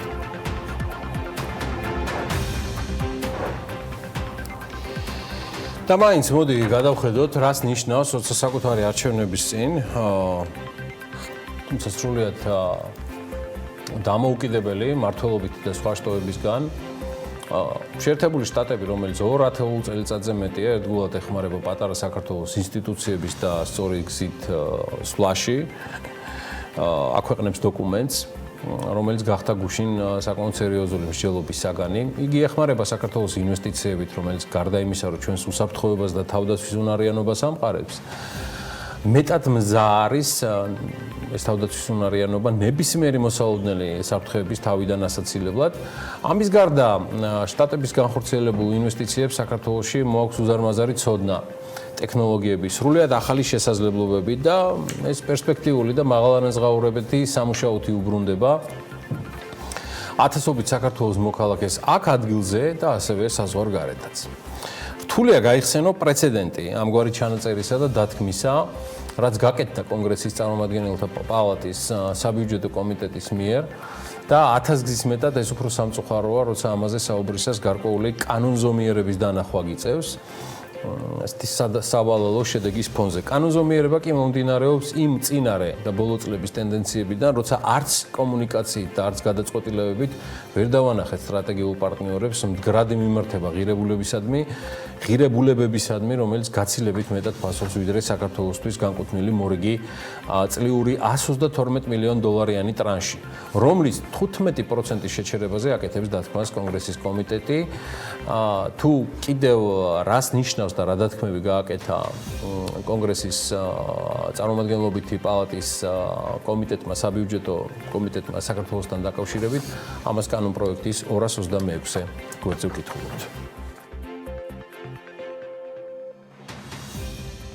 დახმარება. ამ აქტის მესამე და მეოთხე თავების თანახმად საქართველოსთვის გამოყოფილ იქნას არანაკლებ 132 მილიონი დოლარის მოცულობის დახმარება. სახსრების შეჩერება. განსაზღვრული დახმარება არ იქნეს გამოყოფილი, სანამ ამერიკის შეერთებული შტატების სახელმწიფო მდივანი არ დაადგენს და კომიტეტებს არ წარუდგენს მტკიცებულებებს, რომ საქართველოს მთავრობა დგამს ეფექტურ ნაბიჯებს, რათა განამყაროს მისი დემოკრატიული ინსტიტუტები, ებრძოლოს კორუფციას მთავრობაში, მათ შორის განამტკიცოს ანტიკორუფციული კანონმდებლობა და რეგულაცია. უზრუნველყოს, რომ კერძო სექტორისთვის კანონის უზენაესობა შეესაბამებოდეს საერთაშორისო დაღიარებულ სტანდარტებს, მათ შორის დაცული იყოს უცხოელი ბიზნესმენების უფლებები, მათი ფინანსური ინტერესები და ინვესტიციები. მე კიდევ ერთხელ შეგახსენებთ, რომ კანონპროექტით არის გათვალისწინებული გამონაკლისები, რომელიც არაფრის დიდებით არ ეხება დაფინანსების შეჩერება და ეს გამონაკლისებია პროგრამები, რომელიც საქართველოს დემოკრატიის, კანონის უზენაესობის, სამოქალაქო საზოგადოების და მედიის თავისუფლებას უჭერს მხარს. ასევე მიმართულია გენდერული ძალადობის მსხვერპლთა და მოწყვლადი მოსახლეობის დასახმარებლად. ეს არის ნათქვამი კანონპროექტში. კანონპროექტში ასევე ნათქვამია, რომ შეჩერება შეიძლება არ მოხდეს, თუ შეერთებული შტატების სახელმწიფო დეპარტამენტი დაადგენს და კომიტეტს განუცხადებს, რომ ეს მნიშვნელოვანია შეერთებული შტატების სახელმწიფო ან სტრატეგიული ინტერესებისთვის. შესაბამისად, კანონპროექტის შეჩერებით გათვალისწინებული მუხლით საქართველოს 19 მილიონ 800,000 დოლარის მიღების დახმარება შეიძლება შეუჩერდეს, ანუ დაახლოებით 60 მილიონ ლარზე არის ამ დათქმების გათვალისწინებით საუბარი. არის თუ არა აქ მთავარი დაახლოებით 20 მილიონი დოლარი, ანუ 60 მილიონი ლარი, რომელიც შეიძლება ვერ მიიღოს საქართველოს ამ დათქმების გამო, რაც გააკეთა კონგრესის წარმომადგენლობითმა პალატამ. ცხადია არა. ეს თემა არ არის მხოლოდ ფისკალური და ძირითადად ფისკალური დანიშნულებისა დათქმა განსაკუთრებით და თანხა 60 მილიონი არ წარმოადგენს განსაკუთრებულ მნიშვნელობას ფინანსური თვალსაზრისით იმ ფონზე, რომ მაგალითად COVID ვითარებაში 50 მილიონი ლარი არის გაშვებული სტრატეგიულ პროდუქტებზე ფასების დასაჭერად სხვადასხვა კომპანიებზე, ხოლო ფასების დაჭერა ვერც მოხერხდა, ან როგორ მოხერხდებოდა, სამაგიეროდ ინფლაცია გაიქცა და უკეთეს შემთხვევაში გაიცათ ამ დროისთვის იქნება მობრუნებული საპროგნოზო პარამეტრზე. დიახ, წარმომადგენლობით პალატის მიერ ასე ვთქვათ, დათქმულ თანხაში დაახლოებით 60 მილიონ ლარში საქმე ნამდვილად არ არის, თუმცა როცა ესეთი დათქმა კეთდება, ამას გაცილებით მეტი ზიანი მოაქვს ქვეყნისთვის, ვიდრე 60 მილიონი ლარია, ან თუნდაც სრულად მთელი 132 მილიონ დოლარიანი ტრანში. ამ ძიმე ისტორიის მორალი სწორედ ის გახლავთ, რომ ეს არის ერთგვარად ლოგიკური მორიგი გზავნილი, უკვე მორიგი კონკრეტული დათქმით გაჯიუტებული ან სულად შესაძლოა ვექტორ აცდენილი გადაწყვეტილებების მიმღებთათვის, რასაც წინ უძღოდა კონკრეტული ლობისტების ჯგუფის მიერ მომზადებული კორესპონდენციები, რომელთა სხვათა შორის იგნორირებამ, ცუდმა კომუნიკაციამ, უშედეგო ვიზიტებმა თბილისიდან ვაშინგტონში მიგვიყვანა აღნიშნულ შედეგებამდე. დღეს დილიდან ამასთან დაკავშირებით მაქვს სამწუხაროდ ალბათ ორი პროგნოზი. პირველი ამ სამწუხარო პროგნოზებიდან გახლავთ ის, რომ ეს გზავნილი შეიძლება გახდეს ერთგვარად ასახვადი სხვა ტიპის დახმარებებზე, რომელსაც ვიღებთ შეუფერხებლად დასავლური საფინანსო სტრუქტურებიდან, რომელთათვისაც დემოკრატიის და შეუქცევადი განვითარების საზომი სწორედ ამგვარი განცხადებებია კორესპონდენციები, ინსტიტუციები და პერსონალიები. და ამას ყურადღება თავიდანვე უნდა მიქცეოდა და ეს ძალიან კარგად ესმით გადაწყვეტილების მიღებთ. ან არ ესმით. მეორე სამწუხარო ამბავი ის გახლავთ, რომ რატომღაც მაქვს შეგრძნება, რომ თემის და დამოკიდებულების იგნორით ვიღაცა ცდის ბედს და მოვლენათა შესაძლო განვითარებაზე ფსონს დებს ისეთ თემებზე, როგორც არის ამერიკას თავისი პრობლემები აქვს და ჩვენთვის როდის მოიცლის. ყველაზე ცუდი აი ამ შულერულ დამოკიდებულებაში მაინც ის არის, რომ ჭკუას არც ეს გზავნილი გვასწავლის დიდი ალბათობით და ამას ისევ გაუგებარი კონტრარგუმენტებით შევეგებებით, მაშინ როცა არც თუ რთულია გადადგა სწორი ნაბიჯები კომუნიკაციის და შეუქცევადი განვითარების მიმართულებით, რომ არა ხელისუფლებისა და ძალაუფლების უკიდეგანო მიზიდულობა. კიდევ ერთი თითქმის დარწმუნებული ვარ, რომ ხელისუფლების წარმომადგენლებს არ ექნებათ საკითხული ამ 300 გვერდიანი დოკუმენტის 10%-იც კი. მეტიც, მათ ექნება საკითხული მხოლოდ 226 გვერდი, სადაც საქართველოზე მიდის საუბარი მხოლოდ. არადა დოკუმენტში უამრავი მარგალიტია, საგულისხმო და საინტერესო, მათ შორის ისეთიც, რომელიც ითვალისწინებს ცალკეულ გადაწყვეტილებებს, რაც კონგრესს მიღებული აქვს და გადაწყვეტილი პრეზიდენტ ტრამპის მკვეთრი კრიტიკის ფონზე. მათ შორის ერთ-ერთია, რომელსაც სიახლედ გეტყვით, მსოფლიო ჯანდაცვის ორგანიზაციისთვის 2021 წლის ფისკალური წლის წლიდან აღდგენის სრული დაფინანსების სრული აღდგენა, რომელიც ამერიკის პრეზიდენტმა დიდი ზარზეიმით გააუქმა რამდენიმე თვის წინ და სხვათა შორის თეთრი სახლის წარმომადგენელმა შეიტყო რა, რომ ეს დოკუმენტი ამ დათქმით არის, გუშინვე საღამოს ოფიციალურად დაადასტურა ამერიკის წევრობის არათუ შეჩერება, არამედ გამოსვლა მსოფლიო ჯანდაცვის ორგანიზაციიდან. დანარჩენს Forbes კვირაში მოგახსენებთ უკვე, სადაც ბევრი საინტერესო ამბავი გელით ამ დოკუმენტის დეტალურ გაშიფრვასთან ერთად. და ბოლოს ალბათ ყველაზე მძიმე ამ დასკვნებიდან, მათ შორის აი მუსტარიდან, ანუ კანონპროექტიდან არის ის, რომ ეს არის ბოლო და არ უნდა ჩაითვალოს, რომ ეს არის ბოლო დოკუმენტი და რეაგირება შეერთებული შტატების გავლენიანი პოლიტიკური წრეებიდან. ეს არ არის ბოლო და არსებობს საქართველოსთვის კიდევ სხვა ტიპის, უფრო მძიმე, მათ შორის პერსონიფიცირებული ჩანაწერები და ნაბიჯები, რომელიც დიდი ეჭვი მაქვს სრულიად გამიზნული არჩევანი ხდება მოახლოებული საპარლამენტო არჩევნების ფონზე. საკმაოდ სევდიანია პერსპექტივები ამ კუთხით, ჯერჯერობით, რადგან რეაგირება არის საჭირო და საჭირო არის მოქმედება, რომლის კონკრეტულ ნაბიჯებსაც სამწუხაროდ ვერ ვხედავთ. სამამულო ამბებიდან ერთ-ერთი, რომელიც არ და ვერ უნდა გამოგჩეს, არის ის, რომ კომუნიკაციების კომისია განმარტებებს აკეთებს ელექტრონული კომუნიკაციების შესახებ კანონში წარმოდგენილი ცვლილებების პროექტთან დაკავშირებით, რომელიც პარლამენტში უკვე დარეგისტრირდა. ცვლილებები კომუნიკაციის კომისიას აძლევს შესაძლებლობას დანიშნოს სპეციალური მმართველი, რათა კომპანიამ აღასრულოს კომუნიკაციების კომისიის კონკრეტული გადაწყვეტილება. მოთხოვნილია პარლამენტის მიერ ამ კანონპროექტის ცხადია დაჩქარებული წესით მიღება, ოღონდ მე მაინც გავაფრთხილებდი კომუნიკაციების კომისიას და მის მესვეორებს, რომ იქ რამდენიმე ათეული მეამბოხე დეპუტატია და მაინც ფრთხილად იყავით და წინასწარ კონსულტაციები გაიარეთ. მოკლედ, ამ კანონპროექტმა გარკვეული კითხვები და საკმაოდ სერიოზულიც გააჩინა მედიის მფლობელებში, თუმცა კომუნიკაციების კომისიაში განმარტავენ, რომ ინფორმაცია თითქოს ელექტრონული კომუნიკაციების შესახებ კანონში წარმოდგენილი ცვლილებები რაიმე კავშირშია მედიასთან და მაუწყებლებთან, არის არც მეტი და ნაკლები ტყუილი. ანუ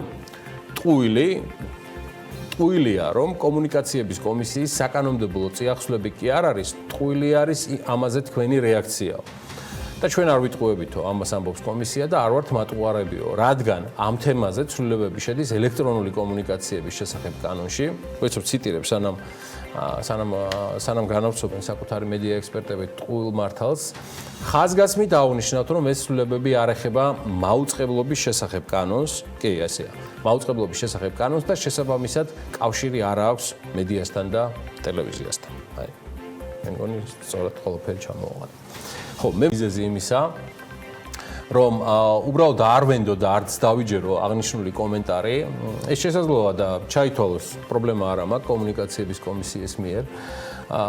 გამყარებული არის რამდენიმე კონკრეტული წინარე გადაწყვეტილებებით, რომელიც უკავშირდება მათ შორის არჩევნებს და არჩევის წესსაც თუ პერსონალიებსაც მარეგულირებელ თუ კომუნიკაციების კომისიაში. ეს ინიციატივა, რომელიც შესაძლოა სხვა საკითხებით არის ნაკარნახევი, რაზეც მიგვანიშნებს კომუნიკაციების კომისიის პრეს-რელიზი, ცხადია, მათ შორის არის საკომუნიკაციო კომპანიების თავსატეხი, მაგრამ ის საკანონმდებლო წიაღსვლა საჭიროებს მკვეთრ და ნათელ საკანონმდებლო ჩანაწერს. დადასტურებულს არასამთავრობოების და დამოუკიდებელი ექსპერტების მიერ, რომ ტელესაკომუნიკაციო კომპანიებს და რისკები მაუწყებლობაზე და მართლობაზე ან წიაღსვლებიდან გამომდინარე კომუნიკაციების კომისიის არ შეექმნებათ. ეს ჩანაწერი არის საკმაოდ მარტივად გასაკეთებელი, სხვა მხრივ ნებისმიერი პასაჟი, მოქმედება, ვითარება არის სრულიად უსაგნო, რადგან არ არის ნდობა და ეს ნდობა არ გამქრალა გუშინ. ამ თემებზე მოგვიანებით, ვიდრე ეს ჩანაწერის პერიპეტიები გადაივლის, ჩვენ ცხადია ვმუშაობთ და გავაკეთებთ საკმაოდ რამდენიმე საინტერესო ანალიტიკურ სიუჟეტს, როგორ მოვედით აქამდე, რომ ნდობაც აღარ არის. მანამდე კი გუშინ გამოჩნდა ესეთი საქმიანი მოსაზრებები, რომ შესაძლოა ეს კიდევ ერთ გახმაურებულ საქმეს უკავშირდებოდეს, რომელიც საზოგადოებისთვის ცნობილია, როგორც კავკაზუს ონლაინის საქმე. სალომე მეცხვარის უსთხოვეთ გუშინ ამ თემაზე, შრომა, სიუჟეტიც მოამზადა და სწორედ აი ამ სიუჟეტს გთავაზობთ ახლა პირდაპირ ეთერში. პარლამენტი დაჩქარებული წესით განიხილავს ცვლილებებს კანონში, რომელიც კომუნიკაციების კომისიას საშუალებას აძლევს კომპანიაში სპეციალური მმართველი დანიშნოს. მისი ფუნქცია კომუნიკაციების კომისიის გადაწყვეტილების აღსრულება იქნება იმ შემთხვევაში, თუ ეს სხვა საშუალებით ვეღარ ხერხდება. რა ბერკეტი აქვს კომუნიკაციების კომისიას დღეს? მას შეუძლია კომპანიას დააკისროს ჯარიმა და თუ ეს საკმარისი არ აღმოჩნდა, იმსჯელოს კომპანიისთვის ავტორიზაციის ან ლიცენზიის გაუქმებაზე.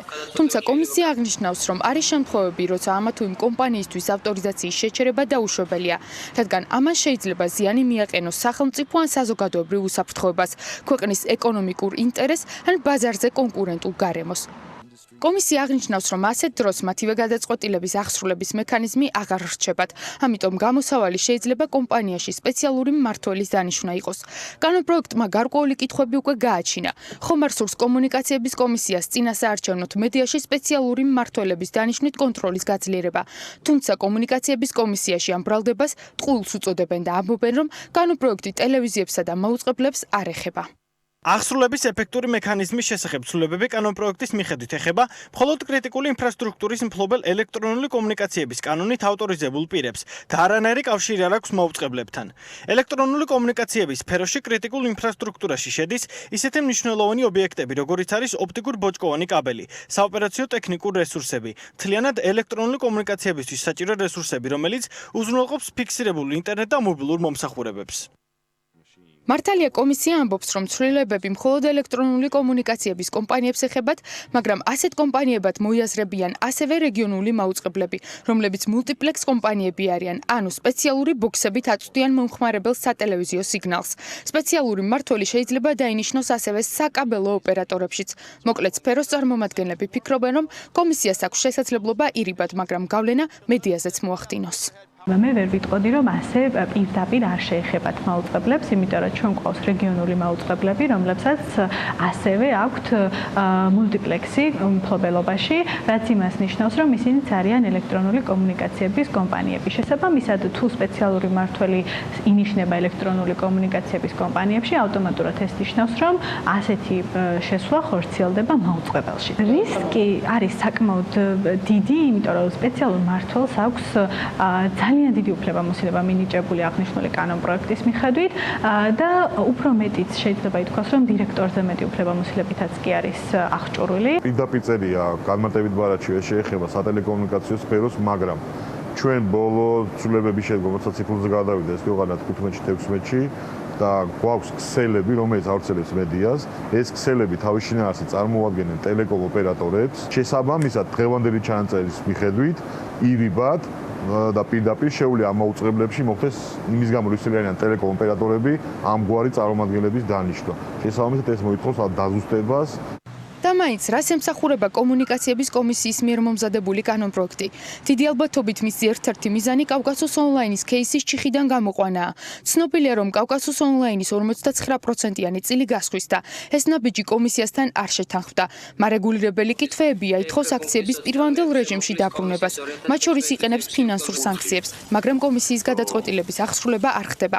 საუბარი არის კავკასიოს ონლაინის кейსზე და იმ გამოწვევას, რომელიც არა მხოლოდ ქართულ ინტერნეტს იწესულებს, ამ გამოწვევის მოგვარებს, რომ საოპერაციო ნაწილი მოგვარდეს, შეიძლება იყოს ეს გამოსავალი, მაგრამ არის ძალიან ბევრი კითხვები დეტალებზე, როგორ მოხდება ეს, რისი მეშვეობით, რამდენად არის ეს დაკავშირებული შემდგომ უკვე ოფშორებში გადაფორმებულ წილებთან და იქ დადებულ გარიგებებთან, ხო ხდებით, ძალიან ბევრი დეტალი, რომელიც მოითხოვს დაზუსტებას, თუმცა კი მიზანი გასაგებია, რომ ეს არის ჩიხური სიტუაცია, დღეს არსებული რეგულაცია ამაზე პასუხჩვენება ვერ გვაძლევს. რეალურად კომუნიკაციების კომისიისა და მთავრობის ადმინისტრაციის მიერ მომზადებული კანონპროექტით სპეციალური მმართველის დანიშნა შესაძლებელი ხდება ისეთ კომპანიებშიც, როგორიც მაგთიკომი ან სილქნეტია. თუმცა კომპანიები აღნიშნული საკითხის კომენტირებისგან ჯერჯერობით თავს იკავებენ და კანონპროექტის გაცნობის ფაზაში არიან. ერთიც მინდა დავამატო ამ თემაზე, რაც არის არასამთავრობოების მოთხოვნები, რომელიც შედარებით საღამოსკენ გავრცელდა გუშინ, კოალიცია მედია ადვოკატირებისთვის არ ითხოვს ბევრს, როცა ამ კანონპროექტის შემხედვარი აცხადებს, რომ საქართველოს პარლამენტმა განიხილოს მაუწყებლების ავტორიზებული პირების შიდა და საერთაშორისო ექსპერტების მონაწილეობით კანონპროექტი თხოვნა ასევე კომუნიკაციების კომისიასთან დაიგეგმოს ანალოგიური სამუშაო შეხვედრა სამოქალაქო სექტორთან და დარგის სპეციალისტებთან ერთად. მედია კოალიციას არ გამორჩა პრემიერ-მინისტრი, მთავრობა, მათი ბიზნეს ომბუდსმენი და მათი ჩართულობა ამ კანონპროექტში, რათა მოხდეს გააზრება იმ რისკებისა, რაც მედიას უჩნდება კანონპროექტის აი ამ რედაქციით, როგორც ბიზნეს. და ჩვენ როგორც გითხარით, აუცილებლად მივყვებით ამ თემას, ისევე როგორც მოსაზრებებს ადრესატებისა. დაახლოებით ვიცი წინასწარ, როგორი რეაქცია იქნება, ალბათ ორი იქნება ეს რეაქცია, დღეს ორი არის რეაქციებიდან და პროგნოზებიდან აქტუალური. პირველი რეაქცია იქნება სრული იგნორი, ტრადიციული სტილში. გამოძიება მიმდინარეობს, დაელოდეთ გამოძიების შედეგებს. ჩემ პროლოგი დასრულებულია. ამასაც მე გავაგრძელებ საინტერესო ამბზე და შევეცდები, რომ ვიდრე ბიზნეს ამბების მოყოლა შევუდგებით, ცოტა საქმიანი გაწყობის შენარჩუნებისთვის გამოვყოთ, რომ მიუხედავად იმისა, რომ ამ საქმეში აკრძალვებითი შეზღუდვები ასე ხშირად პრინციპში ლოგიკის დეფიციტშია. გუშინ განახლებული ინფორმაციით საქართველოს საზღვრები ნიდერლანდების სამეფომ გაუხსნა. საქართველოს საელჩოს ინფორმაციით ნიდერლანდებში შემსრულებლებმა ნებისმიერმა მგზავრმა საზღვარზე უნდა წარმოადგინეს ჯანმრთელობის დეკლარაცია, რომლის ფორმატ შეგიძლიათ ჩამოტვირთოთ. აი, ასე გამოიყურება, როგორც ახლა ეკრანზე ხედავთ, თუმცა ეს არის აპლიკაცია და თუ დეტალურად გაინტერესებთ, მაგალითად, როგორი არის ეს ბელები, რა ინფორმაციას ითხოვს და ასე შემდეგ, ნიდერლანდების მთავრობის გვერდს უნდა მიაკითხოთ. ახლა რა წერია ამ დოკუმენტში? აკრძალვის გაუქმება ეხება საქართველოს მოქალაქეებს, რომელთა მუდმივი ბინადრობის ადგილი საქართველო და რომელიც ნიდერლანდებში მოემგზავრებიან საქართველოდანო. ნიდერლანდების საზღვრის კვეთისას მათ არ მოეთხოვებათ რაიმე დამატებით დოკუმენტის წარდგენა, გარდა სტანდარტული დოკუმენტისა, ეს არის ორხრივი ბილეთი, სასტუმროს ჯავშანი, დაზღვევა და ასე შემდეგ. საქართველოს მოქალაქეებს, რომელთაც მუდმივი ბინადრობის ადგილი ჩამოთვლილ ქვეყანათაგან ერთ-ერთი არის, რომელიც ნიდერლანდებში ამ ქვეყნებიდან მოემგზავრებიან და ეს არის ავსტრალია, ალჟირი, ახალი ზელანდია, იაპონია, კანადა, მაროკო, მონტენეგრო, რუანდა, სამხრეთ კორეა, სერბეთი, ტაილანდი, ტუნისი და ურუგვაი. მაშინ შეუძლიათ რომ თავისუფლად შემოვიდნენ.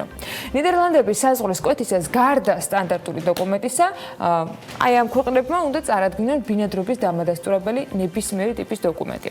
ნებისმიერი სხვა ქვეყნის ბინადრობის მქონე საქართველოს მოქალაქეებისათვის ნიდერლანდებში შემოსვლა კვლავ შეზღუდული რჩებაო და მგზავრები ვალდებული არიან, რომ აეროპორტში ატარონ პირბადეო. აი ეს არის საელჩოს მიერ გავრცელებული ინფორმაცია.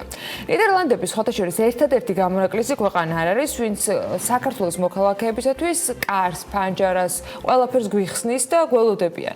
მაგრამ ჩვენგან ცოტა სხვა რეალობა. სხვა ქვეყნების შემთხვევაში, მაგალითად, იგივე ნება დაგვრთო საფრანგეთმა, ესპანეთმა, გერმანიამ, ლატვიამ და ესტონეთმა, რომ ქართველებს ჰქონდეთ მათ ქვეყნებში მოგზაურობის უფლება. ამ ქვეყნებმა ევროკავშირის საბჭოს რეკომენდაცია სრულად გაითვალისწინეს, რომელიც 30 ივნისს იყო გამოქვეყნებული და გახსოვთ კიდეც რამდენჯერმე ვახსენეთ, როცა ევროკავშირის საბჭომ უსაფრთხო ქვეყნების სიაში 15 ქვეყანა ჩამოთვალა და მათ შორის არის საქართველოც. ევროკავშირის წევრ ქვეყნებს შეუძლიათ ამ სიიდან სურვილისამებრ ამოიღონ ქვეყნები, რომთანაც საზღვრების გახსნა ამ ეტაპზე არსებობს. მაგალითად, ასეთი აღმოჩნდა ჩეხეთი, უნგრეთი და ბელგია, რომლებიც თქვეს, რომ მაგალითად ჯერჯერობით ქართველებს, როგორც ტურისტებს, ვერ მიიღებენ ეპიდემიოლოგიური სიტუაციის გათვალისწინებით.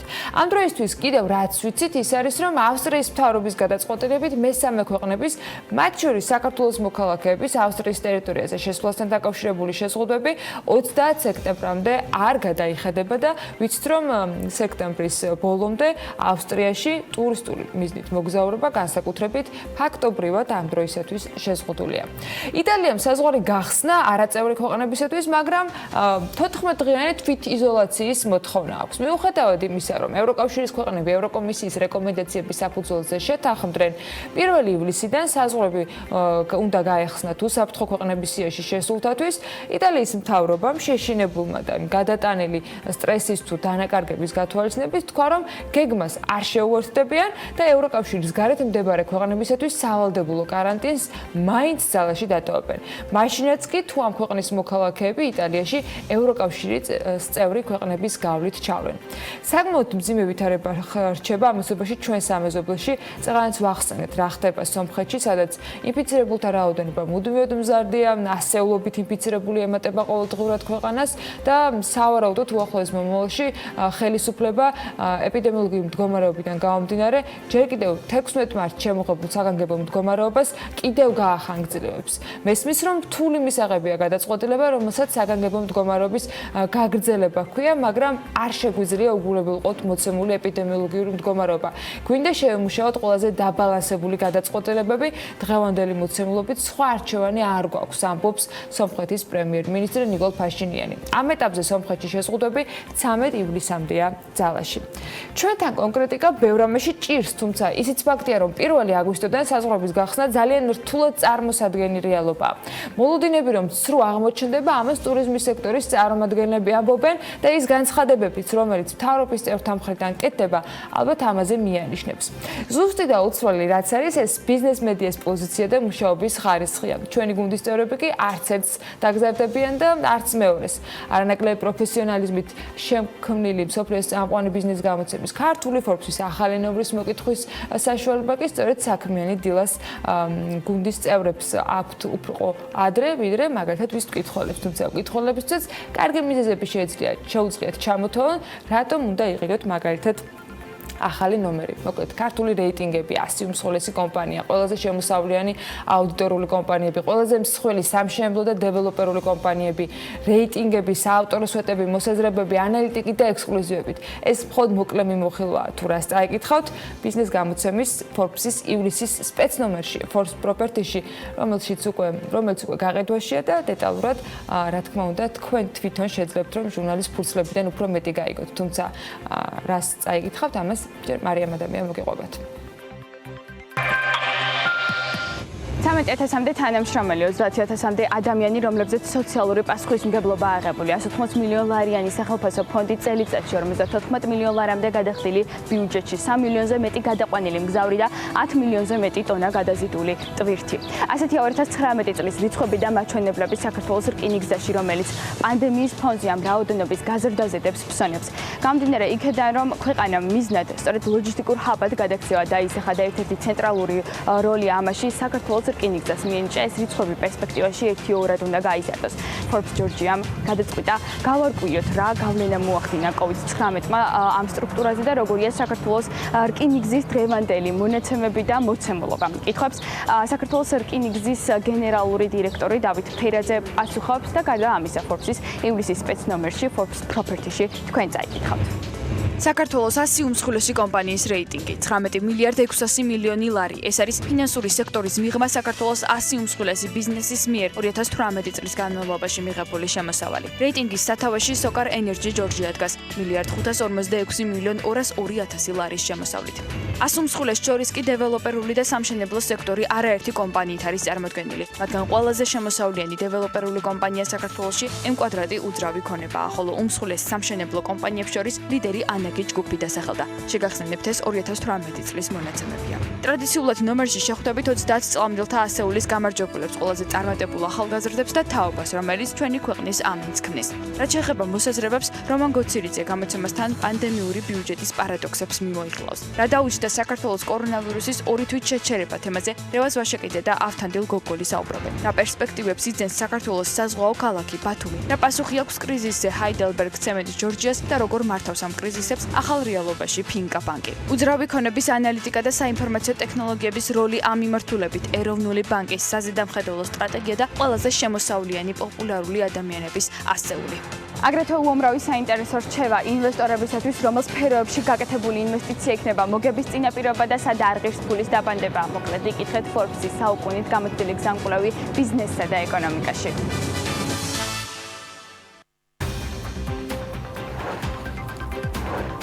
ფინანსთა სამინისტროს სახაზინო ობლიგაციების აუქციონზე 70 მილიონი ლარის ნომინალური ღირებულების ორწლიანი ვადიანობის ფასიანი ქაღალდები გასხვის და აუქციონში მონაწილეობა 7 კომერციულმა ბანკმა მიიღო. მოთხოვნამ 132 მილიონ 10.000 ლარი შეადგინა. სუსათის ეროვნული სააგენტოს საქალაქო სამსახურმა დედაქალაქში სოციალურად დაუცველ ბენეფიციართა 63 სასადილო ობიექტი შეამოწმა, საიდანაც კრიტიკული შეუსაბამობა 62 შემთხვევაშია გამოვლენილი. ოზურგეთის სკვერის და ბახმაროს პარკის რეაბილიტაციაზე ტენდერი გამოცხადდა. სავარაუდო ღირებულება ამ შეძენისა 3 მილიონ 100.000 ლარს აჭარბებს. გუშინ წინანდალში ხანძარი იყო სასტუმრო რედისონის შემთხვევაში. ხანძარი ამ დროისთვის ლოკალიზებულია და მინდა გაგაცნოთ ინფორმაცია, რომელიც თავად წინანდლის მამულმა გაავრცელა. წინანდლის რედისონში ხანძრის შედეგად დაიწვა საუნა და იქ მდებარე ტერიტორია, დამსვენებლები და თანამშრომლები ევაკუირებულები არიან და მათ სიცოცხლეს საფრთხე არ ემუქრება. სახანძრო სისტემამ გამართულად იმუშავა ამ წუთებში სახანძრო ბრიგადები ადგილზე მუშაობენ და განახლებული ინფორმაცია უახლოეს პერიოდში იქნება. ასეთი არის თავად წინანდლის მამულის მიერ განახლებული მონაცემები და ინფორმაცია. შეგახსენებთ, რომ არ არიან დაშავებულები. ყველა სტუმარი გადაყვანილი არის იქვე მდებარე სასტუმროში. სახანძრო სისტემა მიმუშავა გამართულად და რა თქმა უნდა უახლოეს პერიოდში განახლდება ინფორმაცია რა გახდა ხანძრის მიზეზი. დასაქმების ხელშეწყობის სახელმწიფო სააგენტოს ინფორმაციით შესაბამის სარეგისტრაციო პორტალზე კომპენსაციის მიღები 188.363 ადამიანია რეგისტრირებული, მათგან 115.719-მა 300 ლარიანი კომპენსაცია უკვე მიიღო. მათივე ინფორმაციით სულ 34.715.715 ლარია გადარიცხული, რაც შეეხება დასაქმებულებს, რომლებიც პანდემიის გამო დაზარალდნენ, 200 ლარის ოდენობით კომპენსაცია 129.217 პირს ჩაერიცხა, გადარიცხული თანხა კი 25.857.400 ლარია. ის ეტაპობრივად ირიცხება, პანდემიის პერიოდში დაზარალებული კომპენსაციის მიმღებ პირთა რეგისტრაცია კი 1 ივლისს დასრულდა. ამავე დროს 26 ივნისიდან კომპენსაციის მიმღებ ბენეფიციართა წრე გაფართოვდა. ეკონომიკური საქმიანობის ტიპის ჩამონათვალში ახალი გრაფაა დამატებული საზღვრის კვეთა. მთავრობის დადგენილებაში შესული ცვლილებების მიხედვით შესაბამისად საქართველოს იმ მოქალაქეებს, რომლებიც თვით დასაქმებულები იყვნენ საზღვრებს გარეთ, რაც 2019 წელს 60 ჯერ, ან და 2019 წლის მარტის თვიდან ოქტომბრის თვის ჩათვლით 30 ჯერ პერიოდში 30-დან 120 კალენდარულ დღემდე საზღვრის კვეთა უფიქსირდება. ეძლევა შესაძლებლობა, რომ კომპენსაციის მიმღებ პირებად დარეგისტრირდნენ ჯანდაცვის სამინისტროს სარეგისტრაციო პორტალზე და შესაბამისად 300 ლარიანი ერთჯერადი დახმარება გაიცემა მათზე. საქართველოს ენერგეტიკის და წყალმომარაგების მარეგულირებულ ეროვნულმა კომისიამ და მისმა ხელმძღვანელმა სემეკის საქმიანობის წლიური ანგარიში წარადგინა გუშინ. როგორც სემეკის თავმჯდომარე აღნიშნავს, 2020 წელი ენერგეტიკის სექტორის რეფორმირების წელია. ენერგეტიკისა და წყალმომარაგების შესახებ კანონიდან გამომდინარე, მიმდინარე წელს სემეკი რამდენიმე ათეულ ნორმატიულ აქტს მიიღებს. დავით ნარმანიამ განმარტა, რომ ახალი ენერგეტიკული ბაზრის ჩამოყალიბების პროცესში განსაკუთრებულად მნიშვნელოვანი ევროპული რეგულაციების შესაბამისი ნორმატიული ბაზის შექმნა იქნება, რისთვისაც სემეკი აქტიურად მუშაობს სხვადასხვა ახალი რეგულაციის დანერგვაზე. სემეკის ანგარიშის შესაბამისად საქართველოში ელექტროენერგიის შიდა მოხმარება ყოველწლიურად საშუალოდ 4.4%-ით იზრდება, თუმცა მცირდება ელექტროენერგიის წარმოება, იზრდება ელექტროენერგიის იმპორტი. 2019 წელს წინა წელთან შედარებით იმპორტირებული ელექტროენერგიის წილი არის 7.8%-ით გაზრდილი. ასევე ელექტროენერგიის იმპორტმა 6.7 ჯერ გადააჭარბა ექსპორტს, როდესაც იგივე მაჩვენებელი წინა წელს იყო 2.6 ჯერ მეტი. რაც შეეხება ბუნებრივი გაზის სექტორს, 2019 წელს ქვეყანაში ბუნებრივ გაზზე მოთხოვნა გაიზარდა 15%-ით და 2.5 მილიარდი კუბური მეტრი შეადგინა, ზრდა ძირითადად საყოფაცხოვრებო და თბოსადგურების მოხმარებას შეეხო. საყოფაცხოვრებო მიზნებისათვის ბუნებრივი გაზის მოხმარება 2019 წელს 983 მილიონი კუბური მეტრი იყო. არასაყოფაცხოვრებო მიზნებისათვის მოხმარება 1.519 მილიონ კუბურ მეტრს შეადგენდა, საიდანაც თბოსადგურების წილი იყო 678 მილიონი კუბური მეტრი.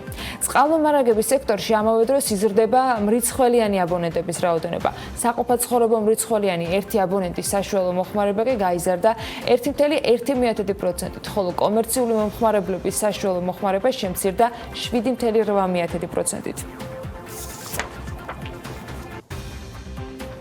საპარტნიორო ფონდის სტარტაპ საქართველოს და USAID ზრდას მხარდაჭერით გამყოფი ზოლის მიმდებარედ კასპიის მუნიციპალიტეტის სოფელ ყარაფილაში ნატურალური სასმელის კომბუჩას საწარმოს მშენებლობა იწყება.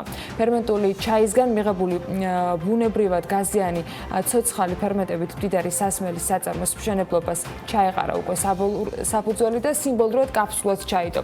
საქართველოში შტატების ელჩმა კელი დეგნანმა თქვა, რომ ინიციატივა მნიშვნელოვანი არის, მათ შორის იმითაც, რომ ის შექმნის სამუშაო ადგილებს ისეთ პატარა თემებში, როგორიც არის ეს სოფელი ყარაფილა და მოუტანს შემოსავალს ადგილობრივ მოსახლეობას. სასმელი კომბუჩას თვისება დეტოქსიკაცია და იმუნური სისტემის ამაღლება, რაც 21 საუკუნის ერთ-ერთი მნიშვნელოვანი გამოწვევის საპასუხოდ არის დასახელებული.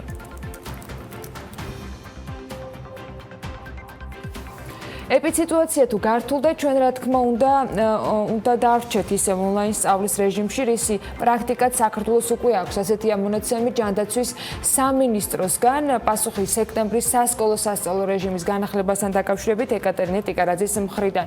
მინისტრის განმარტებით სამინისტრო განათლების უწყობასთან ერთად ამ ღონისძიებების დახვეწაზე მუშაობს. ტიკარაძე ამბობს, რომ იმ შემთხვევაში თუ ეპიციტუაცია იქნება შენარჩუნებული, ისეთი როგორიც დღეს არის, მაშინ სასწავლო პროცესი აღდგება. თუმცა კონკრეტული რიცხვები და კრიტერიუმები როდის და როგორ ითვლება ეპიდემიოლოგიური მდგომარეობის სტაბილურობა, ამაზე ჯერ ინფორმაცია არ არსებობს. აუზების და ფიტნეს ცენტრების გახსნაზე მიღებული გადაწყვეტილებიდან 24 საათში ჯანდაცვის სამინისტროში შემოწმების თაობაზე 7 აუზი და 9 ფიტნეს ცენტრი იყო დარეგისტრირებული. ჯანდაცვის სამინისტროს შრომის პირობების ინსპექტირების დეპარტამენტის ხელმძღვანელის ინფორმაციით რეგისტრაციიდან დაახლოებით 2 დღეში ყველა ობიექტზე ინსპექტირება განხორციელდება. 10 დღეში ერთხელ აუზებს დამატებითი კვლევების ვალდებულებაც ექნებათ. დარღვევის შემთხვევაში სანქცია 10,000 ლარით განისაზღვრება. ბექაფერაძე გუშინ განმარტა, რომ ეს არ არის გეგმიური ინსპექტირება, რომ მოულოდნელობის ეფექტი ჰქონდეს, რეგისტრაციის შემდეგ წინასწარი შეთანხმებით მოხდება შემოწმება და ეს უზრუნველყოფს მდგრად გახსნას, რაც არის როგორც ბიზნესისათვის, ისე მომხმარებლისათვის მნიშვნელოვანი. მისივე განმარტებით აუზებთან გამოწვევები გათვალისწინებულია და მიღებულია გადაწყვეტილება მოლაპარაკებების შედეგად და ამ გადაწყვეტილების თანახმად 24 საათის განმავლობაში აუზებში წყლის 5%-ის განახლება მოხდება.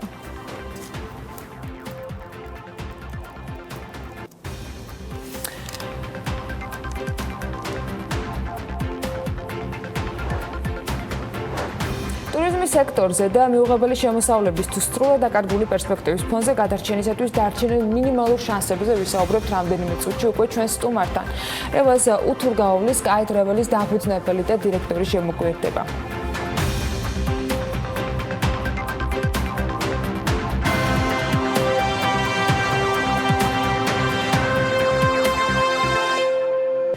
ბანკური სექტორი დაპირებების და ნანოსების იმედად არის. იმედიან განწყობას ყველა ახალი დღე და გაურკვევლობა სულ უფრო აზიანებს. ქართველებს შიდა ტურიზმში წვრილი შეტანას ყველა მხრიდან მოუწოდებენ, სხვა ალტერნატივა ჯერ მაინც არ ჩანს, თუმცა შიდა ხარჯები და უცხოელი ვიზიტორებისგან მიუღებელი შემოსავლები აკლდება ქვეყანასთან ერთად ცალკეულ ბიზნესებს, რომელთათვისაც განუვლებული სეზონის პერსპექტივა გადარჩენისთვის ბრძოლაში კრიტიკულ ზღვრამდე მიდის. ქვეყანაში შემომყვანი ტურიზმის ეკონომიკაში მნიშვნელოვანი კონტრიბუტორია და არსებულ რეალობაში იმის მოლოდინი, რომ დასაქმებულების შენარჩუნება შეიძლება მოხერხდეს, რთულად საპროგნოზო ხდება. რა სჭირდება სექტორს? ამაზე სტუმართან ერთად უნდა ვისაუბროთ. შემოგვიერთდა სტუდიაში რევაზ უთურგაური, Sky Travel-ის დამფუძნებელი და დირექტორი. მოგესალმებით ბატონ რევაზ, მადლობა იმის რომ ხართ. დილა მშვიდობისა. ჩვენთან ერთად. ღირს აღნიშნოთ, ცოტა დამოვიწყდა შენთვის მეთქვა, რომ Sky Travel-ს გუშინ დაარსებიდან 15 წელი შეუსრულდა და კარგი დრო შეგვირჩევია. დაგუნწყვევია. გამოცდილი კომპანია არის ბაზარზე და მას წარმატებებს უსურვებ, იმიტომ რომ ვიცი, ეს ერთი გუნდი არის, ერთი საერთო რაღაც ოჯახივით არის, საქმიანი ოჯახივით, რომელიც ამდენი წელიწადია უძღვება ამ საქმეს. რა ძირითადი პროფილებია Sky Travel-ში, ბატონ რეზო, რაც ამ ბოლო 15 წლის განმავლობაში გამოიკვეთა, ძირითადად რა მიმართულებებით არის? ნუ მოკლედ ორ სიტყვით. Sky Travel-ი არის საქართველოს სამოქალაქო ავიაციის ისტორიაში და საქართველოს ტურიზმის ისტორიაში უნიკალური კომპანია. ისეთი სხვა არ არსებობს საქართველოში. ჩვენ დავფრინავთ სახარო ბუშტებს. და ეს სასაცილოა, მაგრამ საქართველოში ისეთი წესია და ისეთი კანონები, რომ ჩვენ თუ გინდა იფრინო სახარო ბუშტებზე, ხო? რომელიც ითვლება სახარო ხომალდად. მაშინ უნდა შეეძინო ავიაკომპანია რა. ანუ ავიაკომპანია ხარ? აირზენა, ჩვენი საყვარელი აირზენა, Lufthansa, British Airways, ასე და შემდეგ. და Sky Travel-ის სხვაობა არ არის. ეს არის სასაცილო, მაგრამ კანონით ესეა. კანონი ესეა. ხო და ჩვენ ვართ საქართველოს სამოქალაქო ავიაციის ავიაკომპანია, სადაც არის პილოტები, სადაც არის ლიცენზიები, სადაც არის ვარგიზობის მოწმობა, ის ლიცენზიების და ასე და შემდეგ, სადაც არის ექიმი, სადაც არის დაზღვევა, ყველაფერი რაც გათვალისწინებულია. არის. ოღონდ სტიუარდესა არა. სტიუარდესა ვერ დავაჯერებ. მაგათი ადგილი ვერ დაქვს. კალაჩი ვერ დავაჯერებ. ამ ბუშტებით მოგზაურობა ტურისტებისთვის საინტერესო მომსახურება არის დაარწმუნებული. თვითონ ეს კომპანია რა ტიპის ტურისტებს ემსახურებოდა, რა ტიპის მიმართულება არის და რა სერვისი არის უზრუნველყოფილი. ჩვენ დავფრინავთ ხშირად ალაზნის ველში, რომელიც ითვლება ჩვენ კორპორაციაში, საერთაშორისო კორპორაციაში მეხუთე ადგილი მსოფლიოში. ისეთი ლამაზია რა. ხო და ხშირად იქ, მაგრამ ჩვენი ქართველები დაფრინავენ. შეყვარებული ხშირად. ჩვენ გვაქვს ისეთი ლოზუნგი, ის რა ქვია ამას, მოტო დევიზი ალბათ. ხო, საში ვარს არავინ გეტყვი. და მუშაობ გარანტია არის 100%. დღეს როგორ მიდის მუშაობა? სულად. ძალიან სულად. ძალიან სულად. მე უნდა გითხრათ, რა ხდება რეალურად ჩვენთან და რა ხდება რეალურად საქართველოს ტურიზმში ან პანდემიის ფონზე. ერთი წლის მეტი ადრე შემოვიდა ჩვენთან საგადასახადო. Sky Travel-ში. კი. ნახეს ანგარიშზე არის ფული, მოვიდა აუდიტი და ეს ყველაფერი გრძელდებოდა 1 წელიწადი. შემოწმების პროცესი. კი, შემოწმების პროცესი და მოდიოდნენ ჩვენ ოფისში როგორც თავის სამსახურში. ყოველდღე. ჩვენ ვართ ავიაკომპანია და ტურისტული სააგენტო, ჩვენ ვართ ღია კომპანია. ჩვენი ბუღალტერი არის თეთრი. ბოლოს და ბოლოს არაფერი ისეთი სერიოზული ვერ იპოვეს. და რაღაცა მცირე ის ჯარიმა მოვიდა ჩვენთან და ჩვენ შევხვდით. უთხარით, მზად ვართ, გადავიხადოთ. მაგრამ მოვიდა მე ოფიციალური წერილი, სადაც წერია, რომ ჯარიმა არის 125,000 ლარი. რატომ? ეს შარშან ხდება, ხო? საიდან? იმიტომ რომ თქვენ გაქვთო ბევრი ფული სალაროში. რატომ? რატომ ბანკში არ გაქვთ ეს ფული? ბანკში გროვდება პროცენტები. და სალაროში არაფერი არ გროვდება. ეს არის ბიზნეს არალოგიკური და ამის გამო უნდა გადაიხადოთ ისეთი თანხა. ზრუნავენ თქვენზე. ნუ ჩვენ ვიბრძოლეთ. და ბიზნეს ომბუდსმენი ძალიან სერიოზულად დაგვეხმარა. რამოდენიმე წერილი დაწერა, რომ ეს არ არის სწორი. და გაიარა კიდე 3 თვე ამის წელიწადის მერე. და გამოჩნდა, რომ ის სალაროში ფულის ყოფნა კანონის დარღვევა არ არის, მაგრამ დაჭირდა 3 თვე. ამის მერე დადასტურებული გაქვთ შესაბამის რა თქმა უნდა, სახელმწიფო შემცირდა ეს თანხა ძალიან სერიოზულად შემცირდა, სადღაც 75,000 ლარი. და კიდევ შემთავრდით ჩვენ, მოვაწერეთ ხელი, რომ მზად ვართ. გადავიხადოთ რაღაცა, რაც იყო ჯარიმა, მაგრამ ძალიან სერიოზული თანხა უნდა დაბრუნდეს, როგორც დაგროვებული DGG უნდა დაბრუნდეს ჩვენ ანგარიშს. ამ დროს დაიწყო ეს პანდემია, კორონავირუსი, ასე და შემდეგ. და გვეუბნებიან, არ მოგცემ თუ ფულს. იმიტომ რომ არის საგემგო მდგომარეობა და ამ დროს არანაირი ფულის მოძრაობა არ არსებობს. საგადასახადო. მე ვეუბნები ხალხნო. იგივე მდგომარეობა ჩვენთან არის, ხო? ერთ ქალაქში ვცხოვრობ ჩვენ. მაგრამ მე კი ვიხდი. მე არ შემიძლია TBC ბანკს უთხრა, რომ არ გადაგიხადა კრედიტს, ხო? იმიტომ რომ ისეთი მდგომარეობა. მე კი ვიხდი. მე არ შემიძლია უთხრა ჩემ თანამშრომელს არ გადაგიხადა ფული. მე ვიხდი, მაგრამ თქვენ რატომ მეუბნებით, რომ ფულის მოძრაობა არ არსებობს ახლა? ჯანდაბა, გავიდა ეს დრო, მორჩა ეს მდგომარეობა, საგანგებო, ხო? ვეუბნებით, ფული მომეცით. ეს ხო ჩვენია. არაო, უნდა კიდე გაიაროს 31 დღე. რატომ? და DGG-ს დაბრუნებაზე. ხო, რატომ? აი ესეთი წესებიო. მორჩა ეს ერთი თვე და მორჩა კიდე გავიდა კიდე და ფული მოგვეცით. არაო. რატომ?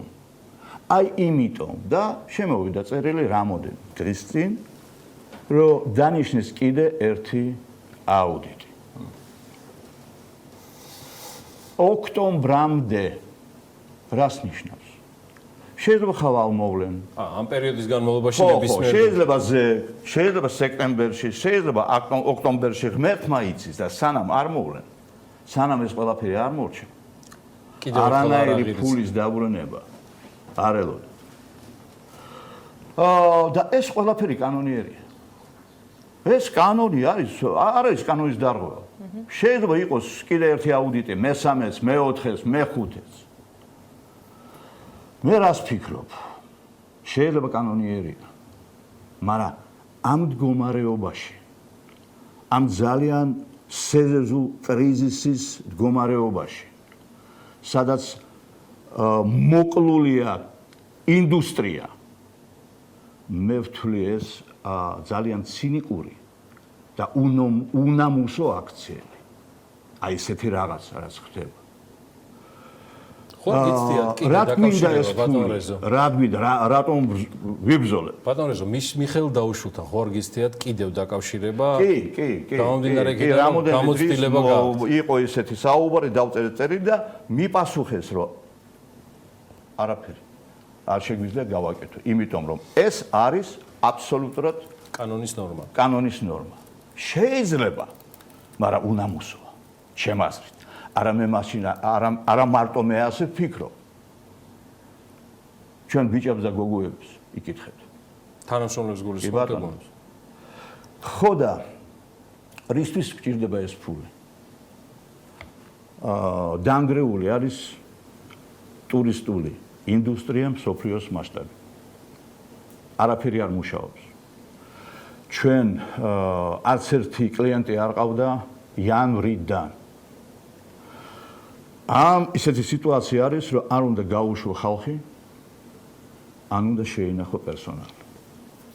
ისეთი ბიჭები და გოგოები, რომელიც მუშაობენ ჩემთან, რომელიც გაიარენ ესეთი რთული და სერიოზული გზა, როგორ შემიძლია დავტოვო უფულოდ. ხო, ფული მქონდა ანგარიშზე და სალაროში. მაგრამ ეს ჩემი მოგება, როგორც მესაკუთრე, ეს არის ჩემი ფული, ხო? მაგრამ მე უთხარი ბიჭებს, მე უთხარი ბავშვებს, რომ ნახეთ. მე ამ შემთხვევაში, ამ მდგომარეობაში ვთვლი, რომ ეს მარტო ჩემი ფული არ არის. ასე არ უნდა იყოს. ეს არის ჩვენი საერთო ბიუჯეტი. და ამით უნდა ვიცხოვროთ ბოლომდე, სანამ გამოჩნდება რაღაცა ახალი. მაგრამ ეს არის ხვალა, არ არის ზეგ, არ არის მაზეგ. ეს იქნება მინიმუმ 1 წელიწადი. არ იქნება არანაირი ტურიზმი საქართველოში.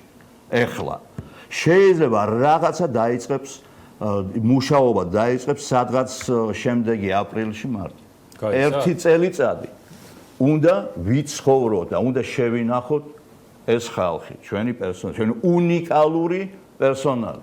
ერთი პილოტის მომზადება, კომერციული პილოტის მომზადება 2 წელიწადი უნდა აქვს.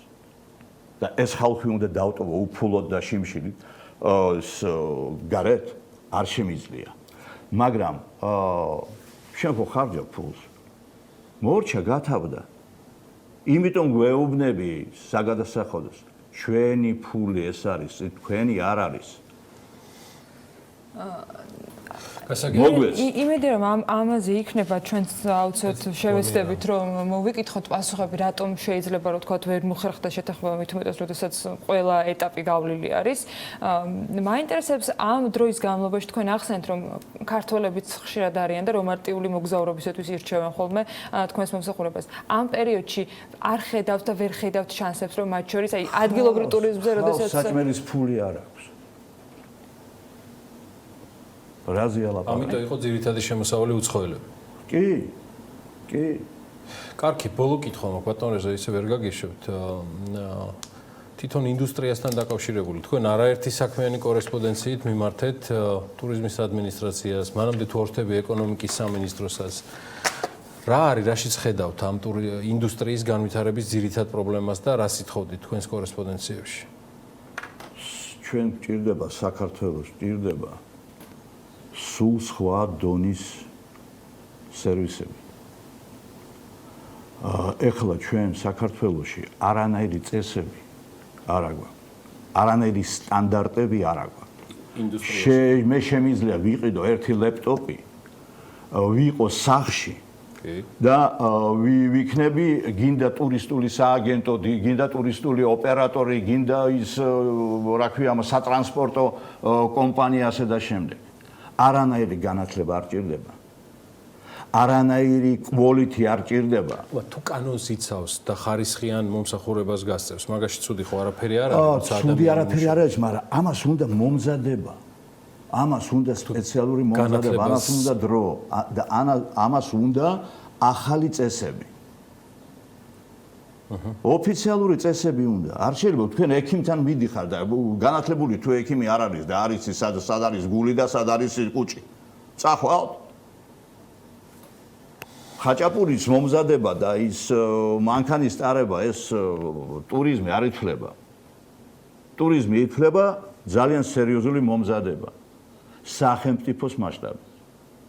დღეს ეს არ არის? არ არის არაფერი და გვეუბნებიან ახლა რომ აი ტურიზმი არის ძალიან სულ მდგომარეობაში, უნდა დავეხმაროთ, სად არის დახმარება? მაჩვენეთ. გვითხრეს რომ აი თუ სააგენტო ხარ ან ტურიზმის სექტორში მუშაობ, ნოემბრამდე შეგიძლია არ გადაიხადო ქონების და საშემოსავლო საგადასახადოები. კარგია. ერთ-ერთ წარიხთი წლის ბოლომდე. კარგია, მაგრამ თუ ხარ პლუსში, ბიუჯეტი თუ გაქვს პლუსში, ხო? თუ გაქვს ფული ანგარიშზე, რაც ნიშნავს რომ რეალური ხარ. არ გეკუთვნის ეს დახმარება. ეს დახმარება არ გეკუთვნის.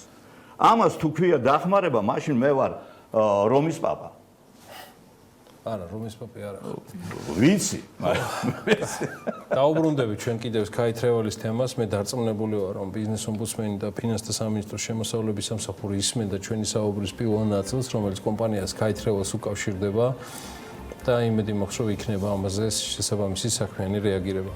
მადლობა მობრძანებისთვის. მადლობა თქვენ. იმედი მაქვს მომეცემა მალე საშუალება, რომ გაითრეველთან ერთად დავლაშქვალა ძინის ველები, აგერ ჩავკიდოთ ერთმანეთს ხელი და ვნახოთ რა და როგორ ხდება, მით უმეტეს 15 წლიანი გამოცდილება მაფიქრებინებს, რომ გაითრეველს ყველაფერი საუკეთესო კიდევ წინა აქვს ქართულ ტურიზმთან ერთად. მადლობა კიდევ ერთხელ სტუმრობისათვის. რევაზ უთურგაუს მასპინძლობდით საქმიანი დილას ეთერში.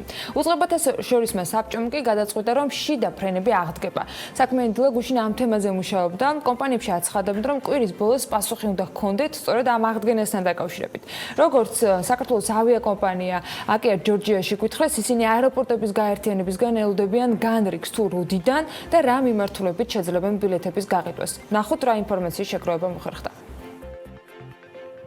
ავიაკომპანია აკეარ ჯორჯია, რომელიც საქართველოში შიდა ფრენებს ბათუმის, ამბროლაურისა და მესტიის მიმართულებით ახორციელებს, ამ დრომდე გაურკვევლობაშია. კომპანია მთავრობისაგან პასუხს ელოდება. მართალია, საქართველოს მთავრობის უწყებათა შორისმა საბჭომ გადაწყვიტა, რომ საქართველოში შიდა ფრენები აღდგება, თუმცა ერთადერთი კომპანია, რომელიც შიდა ფრენებს ახორციელებს, 20 მარტის შემდეგ გაჩერებულია. ბოლო ფრენა იყო 20 მარტს, გავფრინდით მესტიაში და 21 მარტიდან უკვე გაჩერდა. ბრძანება იყო, რომ გაგვეჩერებია ფრენები. ეხლა ჩვენ ვართ ყველანაირად მზად და აი მზად ვართ, აი როგორც კი გვეტყვიან, რომ დავიწყოთ ფრენა, დიდი სიამოვნებით დავიწყებთ. სვანეთში მდებარე სასტუმრო ბაბშას მფლობელი ჩვენთან საუბარში ამბობს, რომ მესტიის სასტუმროები უმეტესად უცხოელ ტურისტებზე მუშაობდნენ. საქართველოს შიდა ფრენები კი სვანური ბიზნესისათვის მომგებიანი იყო. დღეს სვანები ფრენებისა და უცხოელების მოლოდინში არიან. აქამდე ძირითადად უცხოელი მომსახურე ხალხი მგზავრობდა თვითფრინავით და გამომდინარე იქიდან, რომ საგარეო ფრენები არ არსებობს, მე ვფიქრობ, რომ შიდა ფრენებიც ნაკლებად დატვირთული იქნება. ჯერჯერობით, რა ვიცი, მაინც ისე არ არის ქართველების მოთხოვნაც, ნაკლებად მოგზაურობენ თუ ჯერ არ არის მაგის სეზონი, არ ვიცი, მაგრამ ყოველ შემთხვევაში რა მოთხოვნები ნაკლებია და ძალიან სამწუხაროა ჩვენთვის. ნატახტრის აეროდრომი მზად არის ფრენების განახლებისათვის. კომპანიაში ჯერ არ იციან რა განრიგით მოუწევთ ფრენა. აკეარ ჯორჯიას ფინანსური და ადმინისტრაციული მენეჯერი საქმიანი დილასთან ამბობს, რომ მომხმარებლების მხრიდან ფრენების დაწყებაზე მოთხოვნა ძალიან დიდია. ირინა მღებრიშვილის თქმით, ბოლო 1 წელია ქართველების მხრიდან უფრო მეტად არის დაინტერესება მესტიის მიმართულებით. ზამთრის სეზონში ბათუმზე ნაკლებია მოთხოვნა, სადღაც 50-60%-ია დატვირთვა, ზაფხულში თითქმის 100%-იანი დატვირთვაა. მესტიის მიმართულებასაც შეეხება საშუალო წლიური, ჩემი დაკვირვებით არის 97% დატვირთვა, ანუ პრაქტიკულად სულ სავსე დაფრინავს მესტია.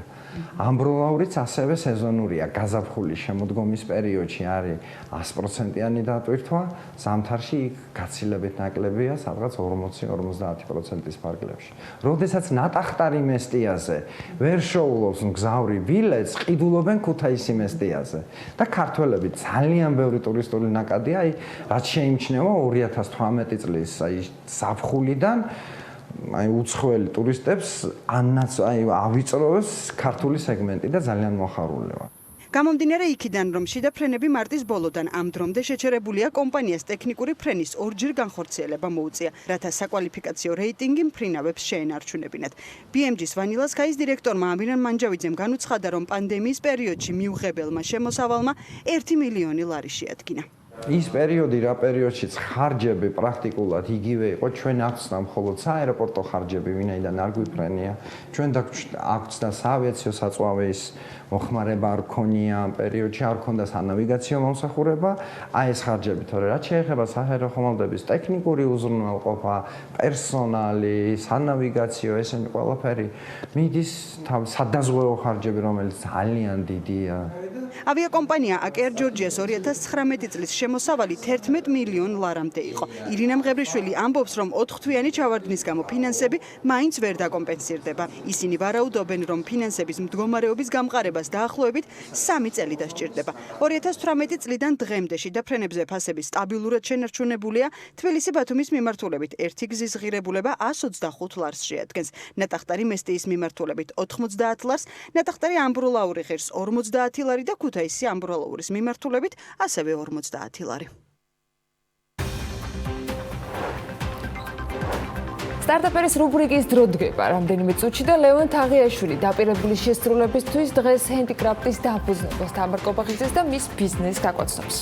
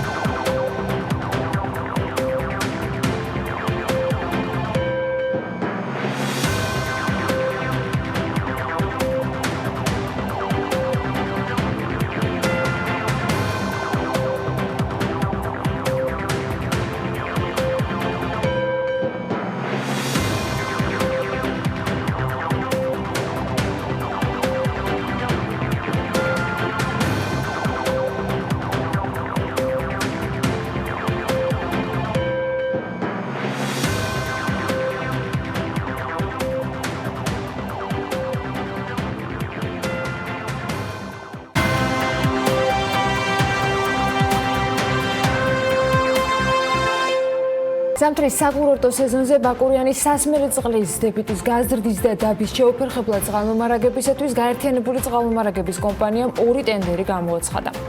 სემიკის ანგარიშის შესაბამისად საქართველოში ელექტროენერგიის შიდა მოხმარება ყოველწლიურად საშუალოდ 4.4% იზრდება, თუმცა მცირდება ელექტროენერგიის წარმოება და მზარდია ელექტროენერგიის იმპორტი. 2019 წელს წინა წელთან შედარებით იმპორტირებული ელექტროენერგიის წილი 7.8%-ით გაიზარდა. რაც შეეხება ბუნებრივი გაზის სექტორს, 2019-ში ქვეყანაში ბუნებრივ გაზზე მოთხოვნა 15%-იან ზრდას აჩვენებს ძირითადად საყოფაცხოვრებო და თბოსადგურების მოხმარების ხარჯზე.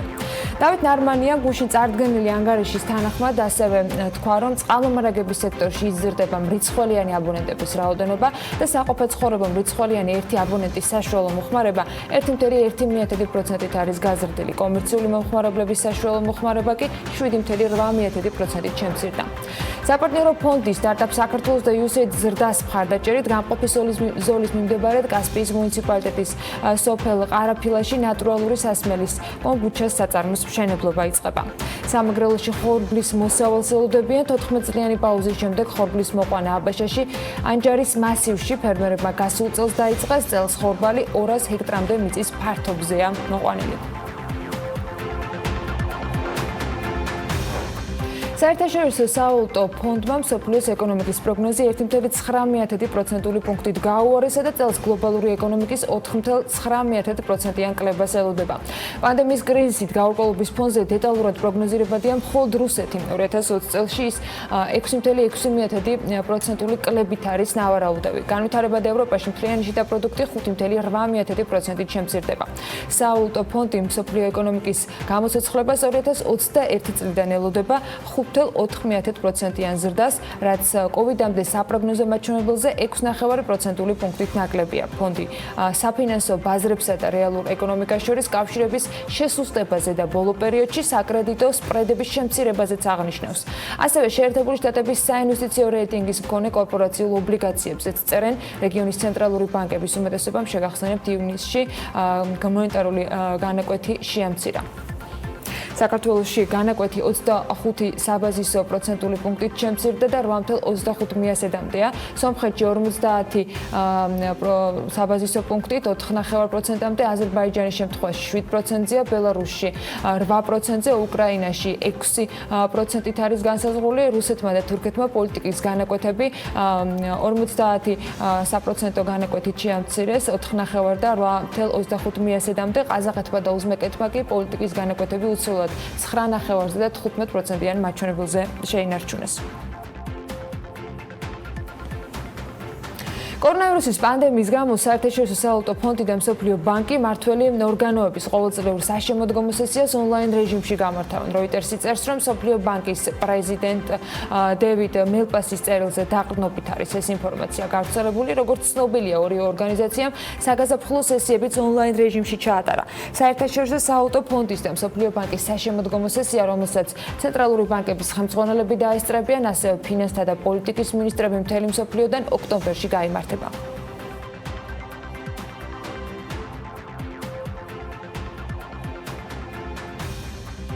ეკონომიკის საკითხებში ევროკომისარი პაოლო ჯენტილონის განცხადებით 2020 წელს ევროკავშირის ეკონომიკა უფრო ღრმა რეცესიაში ჩავარდება, ვიდრე მანამდე იყო პროგნოზირებული. ევროკომისიაში აცხადებენ, რომ მიმდინარე წელს ევროკავშირის ეკონომიკა 8.3%-ით შემცირდება და 2021-ში 5.8%-იან ზრდას დააფიქსირებს. ეკონომიკის აღდგენისაკენ მიმავალი გზა ჯერ კიდევ გაურკვევლობით არის მოფენილი, რაც ძირითადად ეპიდემიოლოგიური სიტუაციის გაურკვევლობას უკავშირდება, ამბობს ჯენტილონი. მაისში გამოქვეყნებული პროგნოზის თანახმად შეგახსენებთ, რომ 2020 წელს ევროკავშირის მთლიანი შიდა პროდუქტის 7.9%-იანი შემცირება იყო პროგნოზირებული.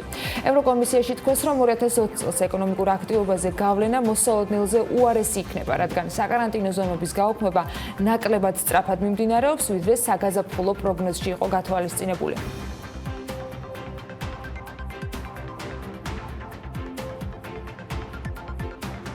ზამთრის საკურორტო სეზონზე ბაკურიანის სასმელი წყლის დებიტის გაზრდის და დაბის შეუფერხებლად წყალმომარაგებისათვის გაერთიანებული წყალმომარაგების კომპანიამ შესაბამისი სამუშაოების შესასრულებლად 2 ტენდერი გამოაცხადა. კომპანიის ინფორმაციითვე ბაკურიანში ჭაბურღილების მოწყობის სამუშაოებზე წინადადებების მიღება 20 ივლისს და წყლის სისტემის ოპტიმიზაციის სამუშაოებზე 17 ივლისს სრულდება. პროექტების ჯამური ღირებულება დაახლოებით 10 მილიონ ლარამდეა. გამოცხადებულ ტენდერებში გამარჯვებულმა კომპანიებმა სამუშაოები 2020 წლის დეკემბერში უნდა დაასრულონ. ჯავახეთის რეგიონში ამ დროისათვის წყალმომარაგება წყალარინების 5 პროექტი მიმდინარეობს, რომელთა საერთო ჯამური ღირებულებაც 23 მილიონ ლარს აჭარბებს.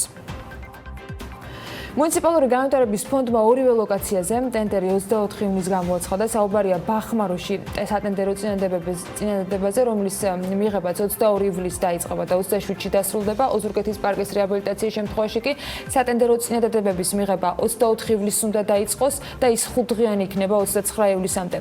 ტენდერის პირობების მიხედვით ბახმაროს პარკის პროექტის შესყიდვის სავარაუდო ღირებულება 1.372.717 ლარია. ოზურგეთის პარკის შესყიდვის ღირებულება კი 1.74.448 ლარს უტოლდება. განსხვავებულია სამუშაოების ჩატარების ხანგრძლივობა.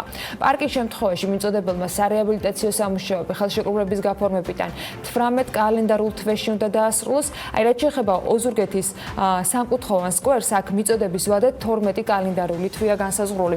მუნიციპალური განვითარების ფონდში აღნიშნავენ, რომ ბახმაროს პარკის და ოზურგეთის სამკუთხა სკვერის გარდა მუნიციპალური განვითარების ფონდი წლის ბოლომდე გეგმავს ბაკურიანის ცენტრალური პარკის რეაბილიტაციის ზუგდიდში, სვიად გამსახურდია სახელობის ბიბლიოთეკის მშენებლობის, მესტიაში, ლაღამის უბნის, თელავის ველისციხის, ბაკურიანის და აბასთუმის ურბანული განახლების მეორე ეტაპის ტენდერების გამოცხადებას. ბოლო რამდენიმე წელია კომპანიების სოციალური პასუხისმგებლობების მიმართულებები იხვეწება, იცვლება და უფრო მეტად ემსგავსება დასავლური ორგანიზაციების მიერ შერჩეულ ტენდენციებს. ევროპაპეთიც ამ გზას მიყვება და mental hub-ის გახსნაც ამ ერთიანი ხედვის ნაწილია. ადგილი, სადაც ლუდომანებსა და იმომსახურე პერსონალს ექნება დახმარების მიღების საშუალება, რომლებმაც ფაქტობრივად სიცოცხლის ფასად უმკურნალეს პაციენტებს COVID-19-ის პირობებში. ევროპაპეთის მხარდაჭერით გაიხსნება. რეგისტრაცია სრულად უფასოა, დახმარების მიღება უკვე დღეიდან შესაძლებელი. რა ინტენსივობით მოუწევთ კურსის გავლა და ვინ იქნებიან ამ პროგრამის მთავარი მონაწილეები? ლევან თაღიაშვილი მოგყვება. ბოლო რამდენიმე წელია სოციალური პასუხისმგებლობა ბიზნესის სფეროს სტრატეგიის ნაწილი გახდა. დასავლეთის ქვეყნებში საზოგადოებრივი კეთილდღეობის შექმნაში სათამაშო ბიზნესის წარმომადგენლები განსაკუთრებით აქტიურობენ. მათი მიერ გაწეული ფინანსური, ფსიქოლოგიური და სხვა სახის მხარდაჭერა იმ სოციალური ჯგუფების რეაბილიტაციაზეა გათვლილი, რომელთაც თანადგომა ყველაზე მეტად ჭირდებათ. ასეთ ინიციატივებს ეკუთვნის mental hub-იც, რომელიც ევროპაბეთის მხარდაჭერით გაიხსნა და ძირითადად ორი მიმართულებით იმუშავებს. მისი სერვისებით სარგებლობა ლუდომანებსა და იმ სამედიცინო პერსონალს შეიძლება, რომელმაც COVID-19-ის დროს ადამიანებს საკუთარი ჯანმრთელობის ფასად უმკურნალეს და ახლა ფსიქოლოგიური დახმარება სჭირდებათ. mental hub-ის დაფუძნების იდეა მომდინარეობს ორი თანამედროვე ყველაზე მნიშვნელოვანი ძირითადი გამოწვევიდან, ეს არის როგორც თამაშდამოკიდებულება, ასევე ეს არის ის პერსონალი, რომელიც მონაწილეობას იღებდა კორონავირუსთან ბრძოლაში. აქედან გამომდინარე, გადავწყვიტეთ, რომ ვიმუშაოთ ამ ადამიანებთან, აღმოუჩინოთ მას ფსიქოლოგიური დახმარება და ეს დახმარება იყოს თანამედროვე სტანდარტებზე დაფუძნებული, ხო? კომბინირებული, ჩართული იყოს მულტიპროფილური ჯგუფი. Mental Hub-ი მომავალში სხვა მრავალი სერვისის დამატებასაც გეგმავს, რაშიც უკვე ჩვენი მეგობარი მიგოს დახმარებაც დასჭირდებათ. ეს არის მიგო, ჩვენი მეგობარი, ოქროსფერი რეტრივერი და მიგო ჩართული იქნება ასევე ფსიქოთერაპიულ პროცესში. განსაკუთრებით უყვარს ბავშვები, ცოტა ხანში დაგვემატება ბავშვთან განყოფილება და მიგო იმუშავებს დეპრესიებთან, შფოთით აშლობებთან და ის სენსორული სტიმულაციის პრობლემის მქონე სხვადასხვა ბავშვებთან, რომელთანაც მიგო ჩაერთვება აქტიურად. როგორც ევროპაბეთში გვიყვებიან ვებგვერდი Responsible G სწორედ სოციალური პასუხისმგებლობის ფარგლებში გაეშვა და ინიციატივა ხანგრძლივ პერიოდის განმავლობაში იქნება აქტიური და რამდენიმე მიმართულებით განვითარდება. კომპანია ევროპაბეთის პასუხისმგებლიანი თამაშის პოლიტიკა სამ ძირითად მიმართულებას მოიცავს, ეს არის პასუხისმგებლობა ბიზნესში, კომუნიკაციაში და საზოგადოებასთან. სწორედ ამ ნაწილში დავიწყეთ მუშაობა ფსიქოსოციალური რეაბილიტაციის ცენტრებთან. პირველი იყო კამარა, ეს წლის დასაწყისში გავაკეთეთ. და პროექტი გამოვიდა საკმაოდ წარმატებული, მოთხოვნა ძალიან დიდი იყო, განსაკუთრებით ლუდომანიის თერაპიასთან დაკავშირებით და გადაწყვეტეთ ამ მიმართულების კიდევ უფრო გაძლიერება, რის შედეგიც არის Mental Hub-ის დაარსება. Responsible G-ზე შეიძლება ლუდომანიის თერაპიის მიღება, ეს სერვისი უფასო არის, არ აქვს მნიშვნელობა ვისთვის. ჩვენი მიზანი არის ამ პროექტის გრძელვადიანად ხელი შეწყობა. Mental Hub-ში რეგისტრაცია უკვე დღეიდან იქნება შესაძლებელი და ოპტიმალური კურსი სავარაუდოდ 3-დან 6 თვის გასტანს.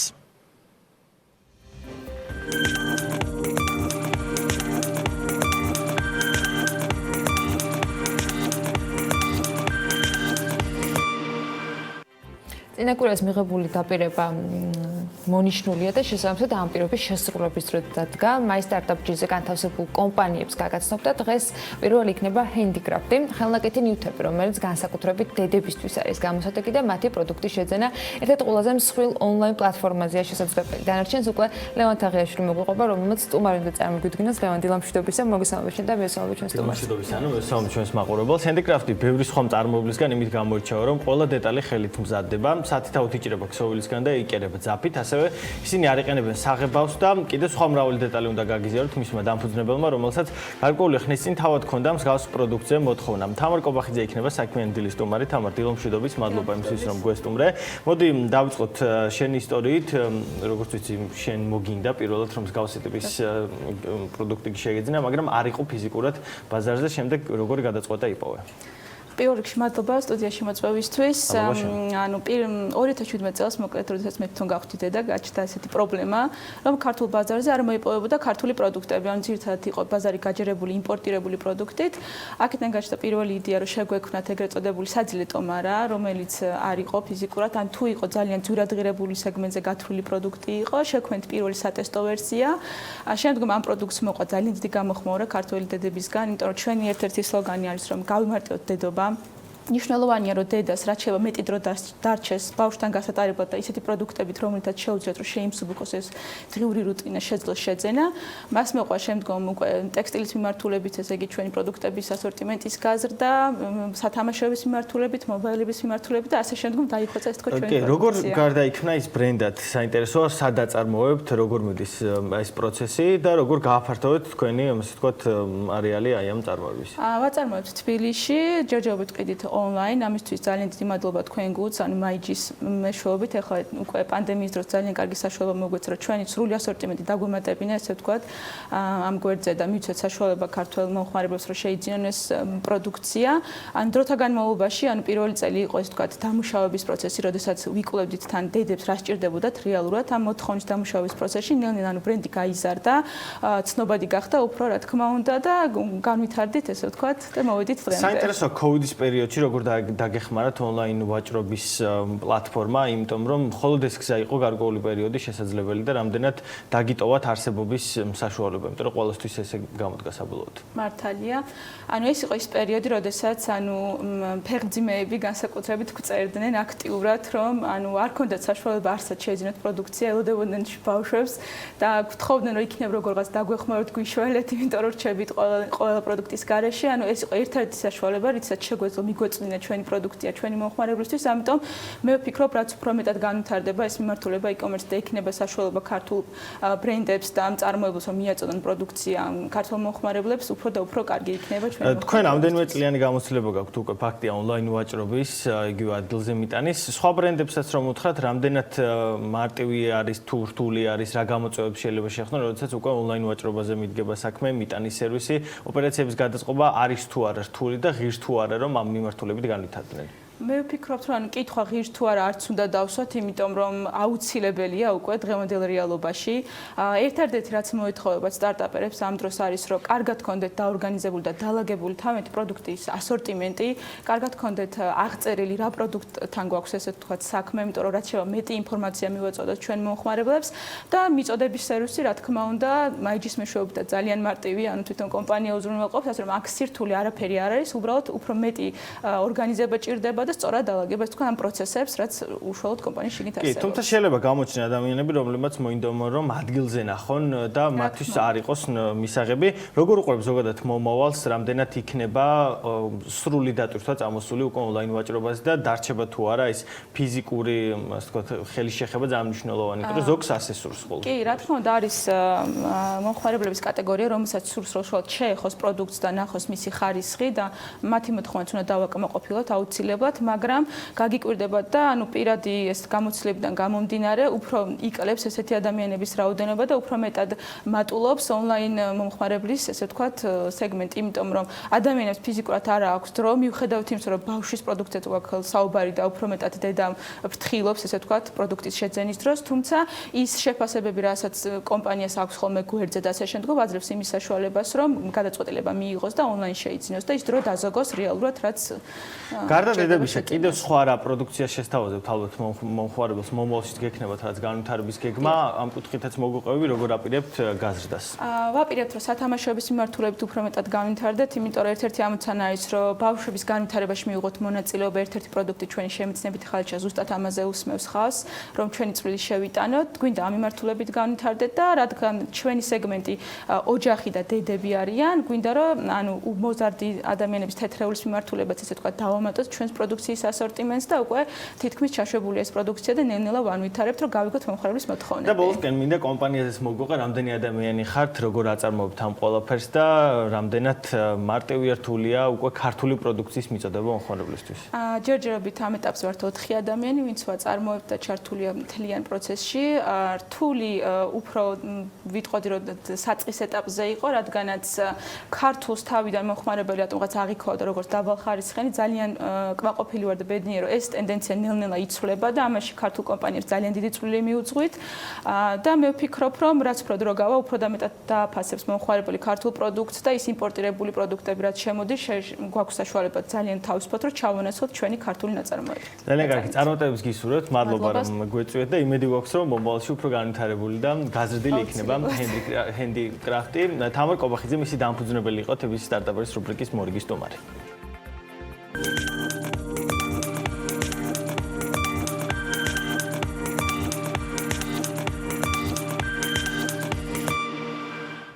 მადლობა ლევანს და მის სტუმარს საინტერესოების გაზიარებისათვის.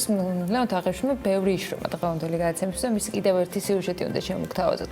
COVID-19 ვაქცინაზე მსოფლიოს მასშტაბით მეცნიერთა მთელი ამალა მუშაობს და ზოგიერთ მათგან საკმაოდ პოზიტიური შედეგებიც უკვე აქვს. Forbes-მა იმ ბიზნესმენების სია გამოაქვეყნა, რომლებმაც საკუთარი ქონება სერიოზულად გაზარდეს და ზოგმა გააორმაგა კიდეც ამ კრიზისულ პერიოდში. მათი კომპანიები პანდემიის საწინააღმდეგო ვაქცინაზე და ტესტებზე მუშაობენ, შედეგიც სახეზეა. მოდით ნახოთ მცირე გრაფიკული სიუჟეტი შესახებ, რომლებიც COVID-19 პერიოდში კიდევ უფრო მეტად გამდიდრდნენ. COVID-19-ის საწინააღმდეგო ვაქცინას და მედიკამენტებზე მუშაობამ ბევრი კომპანიის წისქვილზე დაასხა წყალი. მათი მფლობელების ქონება კი მილიარდებით გაზარდა. ერთ-ერთი ვინც პანდემიით სერიოზულად იხეირა სინგაპურელი ლიკ სიტინგია, რომლის ქონებაც ახლა 12.6 მილიარდ დოლარად ფასობს. ბიზნესმენის კომპანია Mindray Medical International COVID-19-ის წინააღმდეგ ბრძოლაში აქტიურადაა ჩართული და მედიკამენტების უმსხვილესი მიმწოდებელი გახდა ჩინეთში. გერმანელი ანდრიას და თომას სტრუნგმანების ქონება 11%-ით გაიზარდა. ბიოტექნოლოგიებსა და ჯანდაცვის სექტორში მუშაობამ ძმებს ჯამურად 14 მილიარდი დოლარი მოუტანა. მათმა კომპანიამ ვაქცინის ადამიანებზე გამოცდა 23 აპრილს დაიწყო და ამერიკაში კვლევების გაგრძელებისთვის მარეგულირებლის დასტურს ელოდება. ლეონარდ შლეიფერმა და ჯორჯ იანკოპოლოსმა რევმატიული ართრიტის სამკურნალო წამლის სარილუმაბის გამოყენება COVID-19-ით დაავადებულ ადამიანებზე ნიუ-იორკში დაიწყეს. ცდების მეორე ფაზა მაჩვენა, რომ მაღალი ტემპერატურის წინააღმდეგ მათი პრეპარატი ეფექტურია და შედეგად მათი ქონება 11 და 14%-ით გაიზარდა.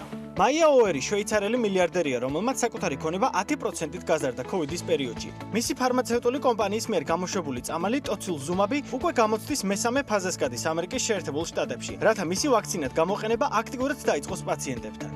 ალან მაიერია ფრანგი მილიარდერია, რომელმაც ბიომერიქსი 1963 წელს დააარსა. მისმა კომპანიამ კორონავირუსის ტესტის გაკეთების დრო 45 წუთამდე ჩამოიყვანა, რითიც მისი ქონება 25%-ით 7.6 მილიარდ დოლარამდე გაიზარდა. დიდი სარგებელი ნახა იტალიანმა გუსტავო დენეგრიმაც, რომლის მონაგარიც Forbes-ის მიხედვით 4.5 მილიარდი დოლარია, 32%-ით მეტი ვიდრე კორონავირუსის გამოჩენამდე. ის კომპანია დიასორინში 45%-იანი წილის მფლობელია. ორგანიზაციამ ანტისხეულებზე დაყრდნობით ტესტირების ახალი პრეპარატი გამოიგონა, რომელსაც იტალიის მთავრობა სხვადასხვა რეგიონში აქტიურად იყენებს. და ბოლოს სტეფან ბანცელი, ფრანგი ბიზნესმენი, რომელიც უკვე მილიარდერთა სიაში იკავებს ადგილს. მისი ქონება 11 მარტის შემდეგ 109%-ით გაიზარდა. ბანცელი ბიომერიკში აღმასრულებელი დირექტორის თანამდებობასთან ერთად 9%-იან წილს ფლობდა, რომელმაც 483 მილიონი დოლარის დახმარება მიიღო COVID-19-ის საწინააღმდეგო ვაქცინის დასაჩქარებლად. მისი ქონება ახლა 1.5 მილიარდ დოლარად ფასობს.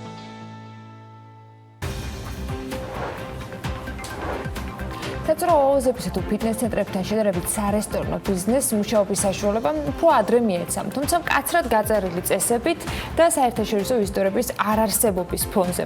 ეს ყველაფერი კი კლებას განაპირობებს შემოსავლისა, რომელიც არც ისე რთული გამოსაცნობით და საპროგნოზო იყო. როგორ მუშაობს სარესტორნო ბიზნესი რეგულაციის პირობებში? თათია ჩაფეჩაძე და M-გრუპის საოპერაციო დირექტორი გიორგი მურჯიკნელი ისაუბრებენ რამდენიმე წუთში საქმიანი დილას ეთერში.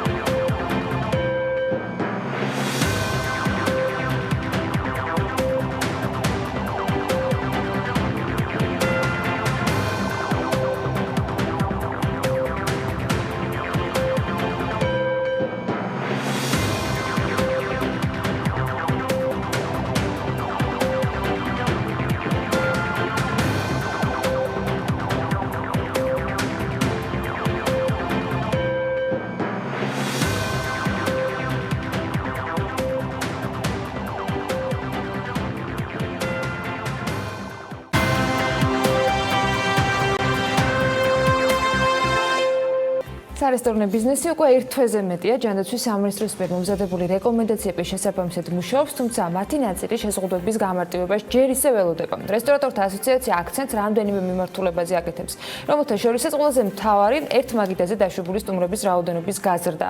როგორ მოახერხა ბიზნესმა ახალ რეალობაზე მორგება და როგორ შეიცვალა კორონავირუსის პანდემიის შემდეგ მომხმარებლების ქცევა და მოთხოვნებიც ამ თემაზე უნდა გავაგრძელოთ საუბარი სტუმრებთან ერთად. თათია ჩაფეჩაძე შემოგვიერთდა სტუდიაში. თათია დილა მგონი დილამ შვიდობისა მიესალმები ჩვენს მაყურებელს და სტუდიაში გავაგრძელებთ საუბარს როგორც ანამ უკვე თქვა ანდრია ქურასბედიანი რესტორანი ბარბარესთან გენერალური მენეჯერი და ასევე გიორგი მურჯიკნელი M ჯგუფის საოპერაციო დირექტორი იმყოფებიან ჩვენთან ერთად დიდი მადლობა რომ ხართ საქმიანი დილის დღევანდელი სტუმრები 8 ივნისიდან გაიხსნა რეალურად შიდა სივრცეში განაახლეთ რესტორნებმა მუშაობა როგორია ერთი თვის შედეგები რამდენად მოახერხეთ გადაწყობა ასე თქვა და როგორია არსებული რეალობა გიორგი გადავიწყოთ თქვენგან დილა მშვიდობის მივესალმებით ელმაყურებელს მადლობა მოწვევისთვის მინდა ვთქვა რომ ასე ვთქვათ ძირითადად სტუმრების რაოდენობა მაინც გარე სივრცეებზე არის ორიენტირებული შიდა სივრცეები ნაკლებად იტვირთება ეს ჩვენ შემთხვევაში გეტყვით და ჩვენს აქცენტი გავაკეთეთ იმიტომ რომ გარე სივრცეში შედარებით ნაკლები შეზღუდვებია და რაც საოპერაციო ნაწილს ამსუბუქებს და ამარტივებს ну პროცესები ძალიან ასე ვთქვათ გაუფერულებულია პირდაპირ ვიტყვი, მოლოდინი რა თქმა უნდა შესაბამისიც ვქონდა, მაგრამ იმ შემცირებული კადრებით, შემცირებული ხარჯებით, საოპერაციო ხარჯების შემცირებით და კიდე ძალიან ბევრი მომენტის გათვალისწინებით კუთში მივდევთ break even-ს ასე ვთქვათ, ბიზნეს ცოცხლობს, ესეთი დამოკიდებულება შეიძლება გამოვაჩინოთ ამ ეტაპზე. თქვენ მონაწილეობდით იდეაში ჩართული ყავით რეკომენდაციების ჩართვის პროცესში და ერთობლივად მოხდა ყოველ შემთხვევაში ასეთი იყო ხოლმე განცხადებები სახელმწიფო დონეზე გაკეთებული.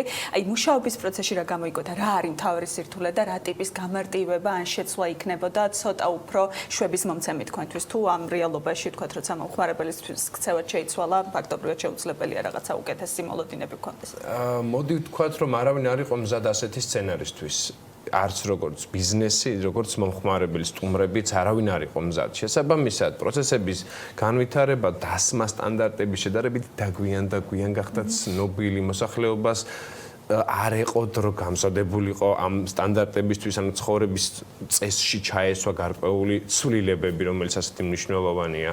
ასევე უამრავ ჩვენ სფეროში მომუშავე და მოღვაწე ობიექტებს და ბიზნესებს არ ქონდათ დროულად საშუალება მიეღოთ ინფორმაცია და პროცესები წარემართათ შესაბამისად. ბევრს ინფორმაცია დააკლდა, ვიტყოდი, ანუ ძალიან task forcing-ის რეჟიმში მოხდა აი ამ პროცესების მართვა და გარკვეული გაუგებრობა იყო საწყის ეტაპზე, ვერ ხვდებოდნენ მიზნობრიობას იმ პირბადის, შიდა სივრცეში თუ მაინც დავდივარ, ვზივარ მაგიდასთან, რატომ მინდა პირბადე. ასეთი ინფორმაციის არასწორად აღქმა ხშირი იყო. ახლა თუ მიწოდების პრობლემაც იყო მათ შორის, ანუ რეალურად კომუნიკაციის პრობლემა იდგა თუ აღქმის და შეჩვევის, იმიტომ რომ ხა ძალიან რთულია რაც უნდა ვიღაცა თქვათ ინსტრუქტორს გაძლევდეს, სანამ ჩვევაში არ გადაგიო და ეს ჩვევა უნდა გამოიმუშაო. აბსოლუტურად გეთანხმებით. ორივე შეიძლება დაჟე ვთქვათ რომ 50-50-ზე ხალხს ჭირდება დრო რომ აღიქვას გარკვეული შეზღუდვა და აკრძალვა და ბიზნეს ჭირდება რომ ეს სისტემაში მოაქციოს. შესაბამისად ვერც ერთმა მხარემ დროულად ამისი ასე ვთქვათ ადაპტირება ვერ მოახდინა და იყო რომ გარკვეული სტანდარტები რომლებიც ფიქრობდი რომ ბევრად შემსუბუქებულ ფორმატში წაადგებოდა ჩვენ ბიზნესს, მაგრამ გავანებოთ მაგას თავი. მაგრამ ხალხმა ვერ მოახერხა, ბიზნესმა ვერ მოახერხა, ამიტომაც მივიღეთ ის შედეგი, თქვენთან სიუჟეტიც გავიდა, რომ ძალიან ბევრი ობიექტი დაჯარიმდა სამწუხაროდ და მე წუხარ ამის გამო და ჩვენ პირადად ჩემ თავზე ვიტყვი, ჩვენ კომპანიაზე ვიტყვი ამ ჯგუფზე, task forcing-ის რეჟიმში ვაკონტროლებთ ყველა პროცესს, რომ არ გვინდა იგივე განმეორდეს ჩვენთან, იმიტომ რომ 10,000-მა ლარმა შესაძლოა თვეების განმავლობაში შეინახოს უამრავი სტაფი. და სასამართლომდე მივიდნენ, ასე თქვათ, ამ რესტორნების წარმომადგენლები, ნახოთ როგორი შედეგი იქნება. ანდრია, ახალ რეალობაში რესტორნის მართვა როგორია, რა გამოწვევების წინაშე დადგა ამ შემთხვევაში რესტორანი ბარბარესთან? დილა მშვიდობის, მოგესალმებით თქვენს მაყურებელს. ძალიან საინტერესო და რთული ერთი თვე გავიარეთ რეალურად. მოლოდინები გიორგის განსხვავებით, ჩვენ საერთოდ მოლოდინები ძალიან დაბალ დონეზე გქონდა, ანუ რაღაცა აღვიქვავდით, რომ 2020 წელი პანდემიის შემდეგ ჩავარნილი იქნებოდა და რეალურად ეს ჩვენს ზურგზე უნდა ეს თქვა გადასულიყო და გადაიარა და რეალურად ესეც არის. რეალურად ამ პერიოდის განმავლობაში დავინახეთ თუ მომხმარებლის ქცევა რამდენად სწრაფად შეიძლება შეიცვალოს. ჩვენ პატარა რესტორანი ვართ, მაგალითად დიდ ჯგუფებთან და დიდ რესტორანებთან შედარებით, ანუ ჩვენთან ბევრი ადამიანის თავყრილობა ერთ მაგიდასთან, ანუ ინტენსიური არ არის ხოლმე, ხშირი არ არის.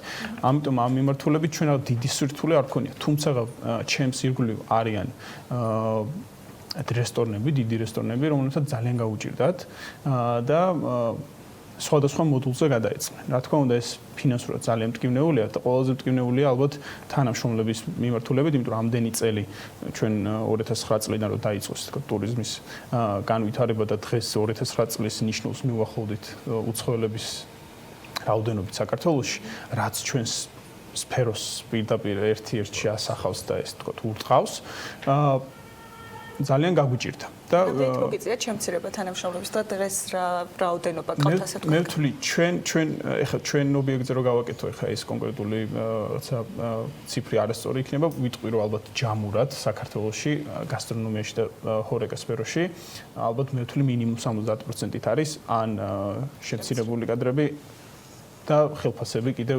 შიგნით ან განახევრებული ან 70%-ით შემცირებული. იმ ფონზე რომ ძალიან რთულია მოგებაზე იფიქროს რესტორანმა. მეორე არის გადარჩენისთვის რეალურად ამ ეტაპის გავლა, მაგრამ ჩვენ როცა შემოსავლებზე ვსაუბრობთ, უნდა აღინიშნოს, რომ თქვენ ტურიზმი ახსენეთ და უცხოელი ვიზიტორები, რომელიც უმნიშვნელოვანესი კონტრიბუცია იყო თქვენ შემოსავლებშიც.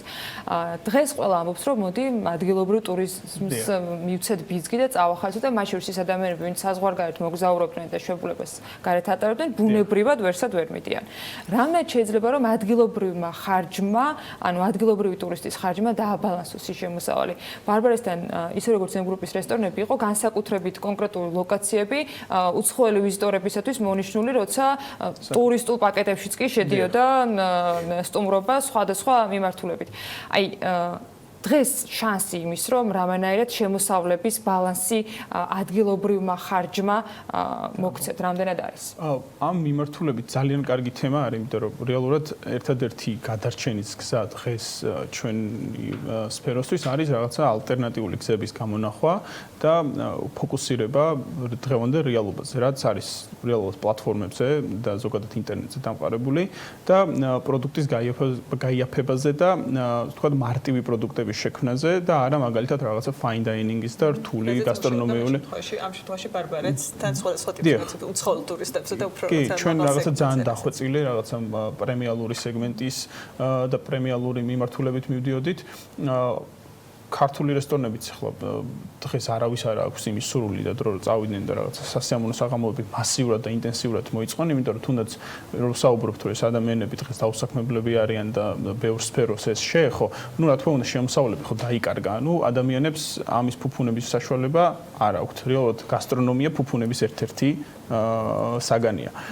ამიტომ ჩვენი დღევანდელი ამოცანა კონკრეტულად ჩვენი ორგანიზაციის არის რომ შევქმნათ თქვათ გატანაზე ორიენტირებული ძალიან მარტივი კონცეფციური სამზარეულო, რომელიც ბარბარესგან დამოუკიდებელი ადამიანი იქნება და შეძლებს ოპერირებას, რომ დააგენერიროს ის ფინანსური, თქვათ, ზარალი, რომელიც რესტორანმა მიიღო და ასევე რაღაცა სხვადასხვა მიმართულებები, რითიც საბოლოო ჯამში ჩვენ უნდა თქვათ ნულოვანზე მაინც გავიდეთ. აი აქ პოზიტივი შეგვიძლია თუ არ დავინახოთ ის, რომ ბარბარესთან ამ შემთხვევაში თუ ცალკე ბიზნეს მოდელი ჩნდება, კარგ რეალობაში და იმედი მაქვს, რომ ეს ძალიან მალე დადგება, როცა უცხოელ ვიზიტორებსაც მივიღებთ თქვათ შემოსავლების ნაკადებით შესაბამისად უფრო მზარდი იქნება, რომ ეს სერვისი დარჩეს და რეალურად უკვე სხვა ტიპის განვითარება პოვოს. აი ზუსტად მაგას საუბრობ, რომ ანუ დღევანდელი რეალობა ну რა თქმა უნდა ძალიან ორი მხარე აქვს, ხო, ცუდიც და კარგიც. ანუ ცუდი მხარე ის აქვს, რომ რაღაცა არსებული ბიზნესს დიდი პრობლემები შეექმნა და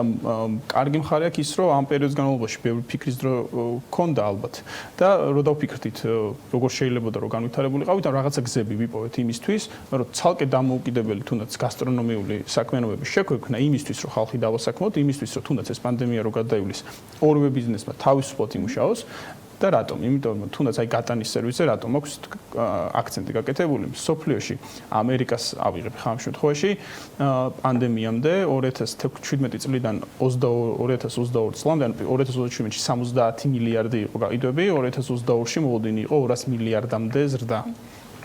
ანუ ეს რამხელა ვთქვათ გვაჩვენებს, რომ ამ ბიზნესს ძალიან დიდი პოტენციალი აქვს. საქართველოში ასე თუ ისე, ეს ეხა იდგამდა ფეხს და რა თქმა უნდა, COVID-მა ეს ყველაფერი დააჩქარა და 2022 წლის ნიშნული მე მგონი დაეწია ეს ამერიკა და საქართველოს ალბათ მალე შეუერთდება ამას. ანუ ეს აუცილებლად გასაკეთებელია და ჩვენ სფეროს წარმომადგენლებს მე მგონი ამას ვერ ავწდებით. საბოლოო ჯამში ვინ უფრო ადრე დაიწყებს თუ ვინ უფრო გვიან ამ კონცეფციებს და ამ მიმართულებას ყველა განავითარებს. მით უმეტეს ვისაც გამოცდილებაა გასტრონომიაში და იცის კერძი როგორ შექმნას, იცის ფასწარმოქმნა როგორ შეადგინოს და იცის უბრალოდ ბიზნეს ოპერაციები ჩვენ სფეროში. იმ ჯგუფის შეჩამალ რესტორნები როგორ გაივლიან წელს, ასე ვთქვათ, როგორია მოლოდინები წელს როგორ დახურავთ და როდის ვარაუდობთ უკვე რაღაცა სიტუაციის ეტაპობრივად გამოსწორებას თანამშრომლობის მიმართულებითაც მოგებაზე გასვლის კუთხით და ასე შემდეგ და რამდენად დაგეხმარებათ არსებული რეგულაციების გამარტივება, ან რა ტიპის გამარტივება იქნებოდა თქვენთვის ყველაზე, ასე ვთქვათ, ამ უსუნქვის საშუალებას რა მოგცემდათ? როგორც თქვენ აღნიშნეთ, კიდევ ბევრი კითხვის ნიშანი არსებობს. მაგალითად, ყველაზე მნიშვნელოვანი, რომელსაც ყველა ველოდებთ, ეს გაწისკრონებული სახით ეს არის საზღვრების გახსნა, იმიტომ რომ მოთხოვნა უზარმაზარია, პირადად ჩემი მეგობრების კონტაქტებიდან ვიცი. ეს არის ის ყველაზე მთავარი, რომელიც აუცილებლად შეეცდება, რომ 2020 წელი ფედერალურად ნაკლებად მტკივნეულად გადავიტანოთ და მოვემზადოთ 2021-ისთვის. ეს არის ის ერთ-ერთი შეზღუდვა, რომელიც ყველაზე მეტად გვაფიქრებს, გვაიმედებს კიდევაც, იმიტომ რომ იმედი გვაქვს ძალიან მალე მოხდება ეს.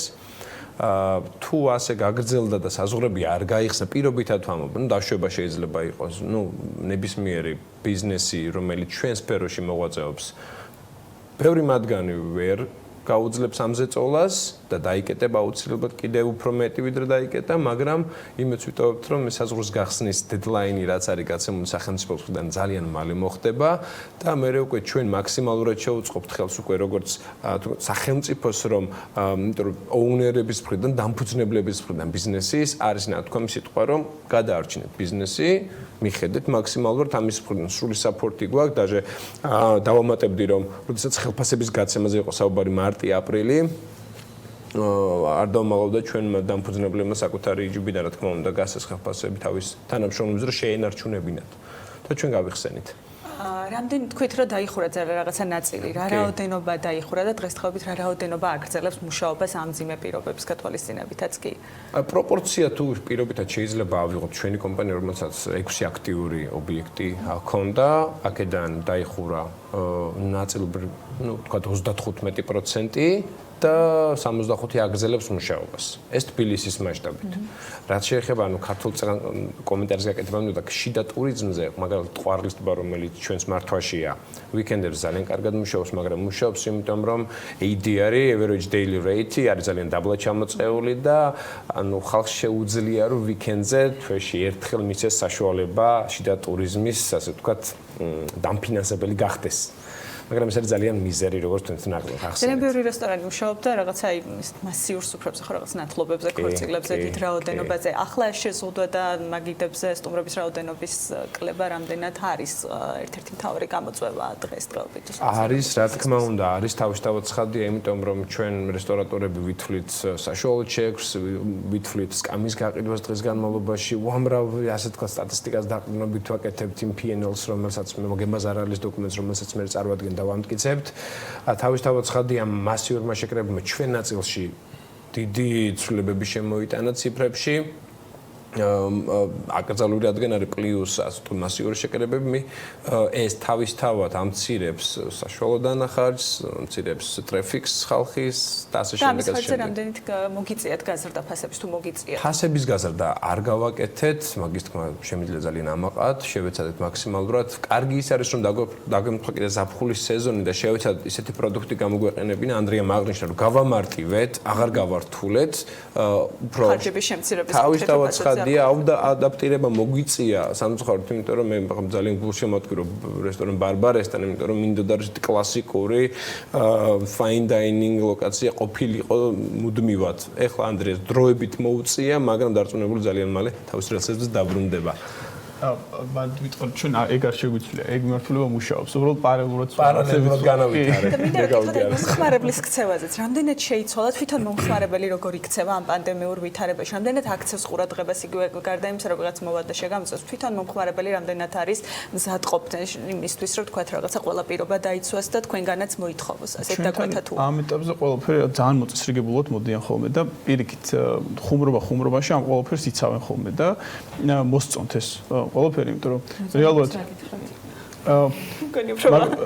ალბათ ჩვენ რაღაცა დამოკიდებულება მოსწონთ თქვენ დამოკიდებულება ალბათ პასუხისმგებლიანი ჩვენ ქონია შემთხვევა და დღესაც ძალიან ბევრი ადამიანთან მაქვს უშუალო კომუნიკაცია ქართველებთან, რომლებიც დღეს კიდე საკუთარ ობიექტებში არ დადიან.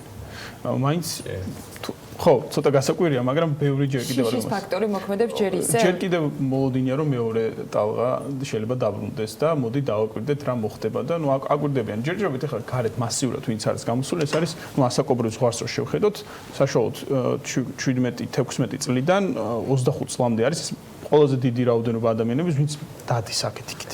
ანუ ეს ახალგაზრდებისთვის რისკის ფაქტორი ნაკლებია.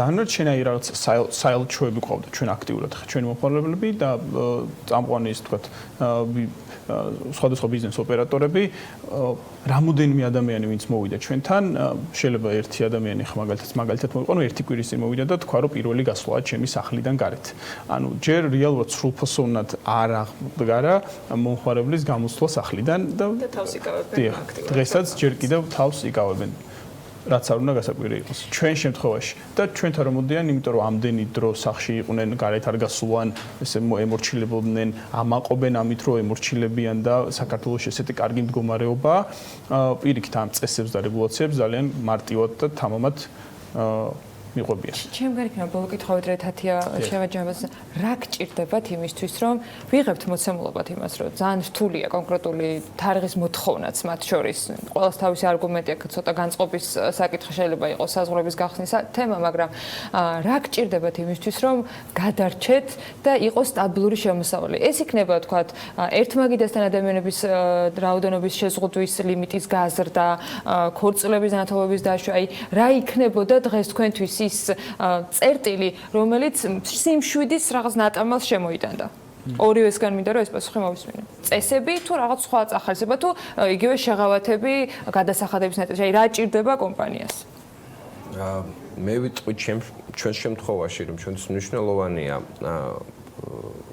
დიდი ღონისძიებების თუნდაც კორპორატიული წვეულებების დაშვება ეს ჩვენი 35% რაც პირობითად არ ფუნქციონირებს ახლა ორიენტირებული იყო ასეთ ღონისძიებებზე და რა თქმა უნდა ეს ბევრად გლობალურია საზღვრის გახსნა რომელიც გაკეთების განხორციელების შემთხვევაშიც ფიქრობთ რომ დინება ხალხის დაიწყება ნაკადები. ხართ მზად იმისთვის რომ ასეთი დიდი ღონისძიებები, ასეთი მასშტაბური მიღებები უზრუნველყოთ უსაფრთხოების ყველა წესის დაცვით. ანუ გარდა იმისა რომ ვიღაც გარედან გაკონტროლოთ, თქვენ თვითონ როგორ უზრუნველყოთ ამ ყველაფერს ადამიანს? ეხლა აკრძალულია ფიზიკურად ჯავშნების გაკეთება. 6 ადამიანზე მეტი ვერ თავსდება მაგიდასთან.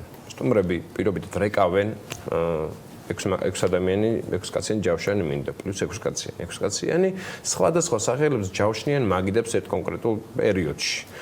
ანუ ჩვენი ვალდებულება მე ხდება ის რომ დამატებით მობილიზებთ თანამშრომლებს რომ ხვდებით ესა საზოგადოება შეიძლება ერთად იყოს დამატებითი ადამიანების მობილიზება. მე გადაწყვეტ რომ ჩვენი გუნდის წევრები ერთად იყვნენ რესტორანში, მაგრამ თათია 6 ადამიანისთვის დაჯერსოს, მე სხვა 6 ადამიანისთვის და მე იქ რა თქმა უნდა ყველანი ვართ ერთად. არა, არ ხართ ერთად, თქვენ შორის დგას ძალიან ზრდილობიანი მოწესრიგებული ადამიანი, რომელიც უზრუნველყოფს თქვენ სოციალურ დისტანცირებას და მუდმივად გახსენებთ თუ რამდენად მნიშვნელოვანია ჩვენთვის რომ თქვენ ერთად იყოთ, მაგრამ დაშორებით. ბევრ დიდი მიღებას გამართათ ასე ვთქვათ, უზრუნველყოფთ ანუ ამ რაღაცა დისტანციის დაცვას მზად არის არესტორანო ბიზნესი. დღეს აქვთ ამისი ცოდნა, ამისი გარემო პირობების სივრცე, რომ ასეთი ტიპის გართულდება, მაგრამ ფიქრობ ეს არის ის, როგორც ვკითხეთ, რა გჭირდებათ, რომ ბიზნესი გადარჩეს, ბევრ ბიზნესს ჭირდება ტრაფიკი. ანდრია, თქვენ რა გჭირდებათ? სწორად აღნიშნა გიორგი, ერთი მიმართულება რომ საზღვრების გახსნას ველოდებით ყველა, ან ჩვენი სფერო, მაგრამ არ გვაქვს მოლოდინი რომ საზღვრები გაიხსნება, რომ ძალიან დიდი ტალღა უცხოელებისა შემოვაჩვენა. ნუ რაღაცა მცირედი შემოვა, მაგრამ ის მცირედიც, რა თქმა უნდა, ეკონომიკისთვის ძალიან კარგია. დიდი შეყრებიან ჩვენს რესტორანში არ ხდება, მაგრამ სფეროს ძალიან ჭირდება, იმიტომ რომ დიდი რესტორნები ამაზე არიან დამოკიდებულები და მათთვის ეს სასიცოცხლოდ მნიშვნელოვანია. თუმცა რა ჭირდება დღეს ჩვენ სფეროს რომ გადარჩეს, მე ვთვლი უფრო დამფუძნებლების ამოცანა არის, ვიდრე რომ მომხმარებლის ამოცანა არის. და რატომ? იმიტომ რომ რეალურად ყველა მიცით რომ კრიზისია და კრიზისი 10 წელია მსოფლიოში არ მოხდარა და დღეს თუ არა ხვალ მაინც დადგებოდა, რა ფორმით არ მნიშვნელობა აქვს, მაგრამ ამ კრიზისისთვის ზოგადად ბიზნესის წარმომადგენლები კარგად უნდა გაეცნობიერებინათ და აცნობიერებენ. ამიტომ დღეს ყველაზე მეტად მე ვთვლი ბიზნესი იქ უჭირს, სადაც ინვესტიციები არ არის და სადაც საბრუნავი თანხები არ არის და კაპიტალი არ არის საერთოდ რა. ამიტომ ხდება რეალურად რომ ძალიან ბევრი რესტორანი დაიკეტა, ან კიდევ ძალიან მალე დაიკეტება, იმიტომ რომ ის რაღაცა მცირედი საბრუნავი რაც ქონდა შეიძლება რაღაცა რისკი აიღეს, შემოიტანეს, მაგრამ იქიდან გამომდინარე რომ მუშაობა არ არის, ნუ ეხლა ეს საბრუნავი თანხა ძალიან დიდხანს ხო არ გაყვება, ანუ ამოიწურება და მორჩა, იმიტომ რომ მეორე ამოსუნთქვის საშუალება აღარ იქნება. ამიტომ აქ არის ამდენიმე გზა რა გზითაც უნდა ჩვენმა სფერომ მიაროს. ერთი არის რომ თუ შეუულიათ რომ საბანკო ბანკთან დაალაგონ ისე ურთიერთობა და სახელმწიფოც ერთვება აქ უზრუნველყოფის ნაწილში რომ საბრუნავი თანხები შემოიტანონ და ბრენდი გადაარჩინონ, იმიტომ რომ ამ შემთხვევაში მე ვთვლი ყველაზე მნიშვნელოვანი არის ბრენდის ღირებულება და ბრენდის სიცოცხლის უნარიანობა და ის ადამიანები რომლებიც ადგილზე მუშაობენ. რა თქმა უნდა მაქსიმალურად შემცირებული დანაკარგით, მაგრამ რაღაც ხარჯი აუცილებლად იქნება. მეორე ნაწილი არის რომ თუ ვინმე ასე ვთქვათ ბანკთან ვერ ალაგებს ურთიერთობას და ჭირდება რომ პარტნიორი შემოიყვანოს, ნუ პარტნიორის ნაწილი ძალიან მნიშვნელოვანია, რომ რაც კიდევ ერთხელ გავუძმევ ხაზს, რომ მისცემს სფეროში წარმომადგენელ ასე ვთქვათ კომპანიებს გააძლიერონ ფინანსურად თავიანთი ორგანიზაციები და განაგრძონ მუშაობა განვითარებისთვის და შექმნან კიდევ ახალი სამუშაო ადგილები და რაღაცა ახალი მოიფიქრონ. ანუ ის რომ ჩვენ ახლა მოლოდინი გქონდეს რომ ახლა სახელმწიფო რეგულაციებს შეგვიქმნის და ხალხი ჩვენთან შემოვა, ამის ილუზია მე მგონი ჩვენ სფეროს არ აქვს. აქ ყველაზე დიდი ამოცანა არის რომ როგორ გავამაგროთ ჩვენი ზურგი, ასე ვთქვათ, ბიზნესის წარმომადგენლებმა, რომ გადავიაროთ ხელმისაწვდომობის მერკეტების გაზრდა, მათ შორის სახელმწიფო პროგრამებით თუ საბანკო რესურსებით. აი, ამაზეც თუ გაქვთ, თქვა წინასწარ დაახლოებით ნაფიქრი, რა შეიძლება იყოს, იმიტომ რომ იგივე სახელმწიფო პროგრამიდან გამომდინარე, სასტუმროებისთვის, თქვა სხვა ბიზნესებისათვის იყო რაღაცა შეთავაზებები, რომელიც მათ შორის პროცენტის ნაწილის ზრდასაც გულისხმობდა. თქვენ შემთხვევაში არის თუ არა რომელთაც შეიძლება რომ თქვა რომელზეც შეიძლება მოერგოთ, ან რო წარმოვიდგინოთ, არ ვიცი უბრალოდ ახლა თქვა თქვენი სასახლე ვალდებულებები რა ეტაპზე არის, როგორც ბიზნესისა, რომ თქვა ფინანსირება რო გჭირდებათ, ამ შემთხვევაში შემოვიდეს სახელმწიფო რაღაცა პროგრამით და თანადაფინანსების კომპონენტით. აი ესეთ წლომას გულისხმობთ ფინანსებზე თუ სხვა ტიპის ალბათ დღეს ყველაზე მეტად გართულებული არის თუნდაც ჩვენი სფეროსთვის სესხების აღება, იმიტომ რომ ნუ იციან რომ ბრუნვები არ არის და ძალიან დიდი რისკი არის. ანუ აქ უნდა მოხდეს რაღაცა ლოიალურობა, გათვალისწინება, ზოგადად ბიზნესის და ბრენდის კარგად შესწავლა, ანუ და ხელშეწყობა. სახელმწიფოს მან შეუძლია ალბათ რაღაცა რეკომენდაციები და უბრალოდ რაღაცა ლოიალურობა და პასუხისგებლობა აიღოს და დაეხმაროს ჩვენ სფეროს. ალბათ ბანკი უკეთესი შემფასებელია ვიდრე სახელმწიფო, ახლა შეიძლება გადააზღვროს სახელმწიფო. ისეთია, რეკომენდაცია რომ მოდი თავისუფლება მივცეთ და კი არ შეზღუდოთ და ანუ კამრები კი არ მოუჭიროთ, პირიქით შეეცადეთ რომ მაქსიმალურად მორგებულები იყოთ მიმდინარე ბიზნესებზე. ჩვენ სფეროს ეხება. და ნუ რა თქმა უნდა მეორე არის ეს ინვესტორის ნაწილი, რომ მე მგონი ძალიან ბევრი ადამიანია დღეს ისეთ ეტაპზე საქართველოში, რომელსაც შეუძლია ძალიან კარგად ხარი დაუჭიროს სხვადასხვა ბიზნესებს, რომ გადარჩნენ. ანუ ჩვენ შემთხვევაში არ მაქვს საუბარი ზოგადად, რომ სფერო გადარჩეს და გააგრძელოს მუშაობა იმ საყვარელმა ადგილებმა, რომელსაც თქვენ გიყვართ და 2021 წელს ყველაფერი კარგად და კალაპოტში შეჩადგება, დახურული არ დაგხვდეთ. წარმატებებს გისურვებთ, იმედია ეს პოზიტიური გაგრძელდება განწყობები და რეალურად მიიღებთ იმ სტუმრების რაოდენობას, რასაც ელით გიორგი მურჯიგნელი, ამ ჯგუფის საოპერაციო დირექტორი და ანდრია ქურასბედიანი რესტორანი ბარბარესთან გენერალური მენეჯერი გსტუმრობდა. მადლობა და წარმატებებს გისურვებთ თქვენთან სექტორს მთლიანად.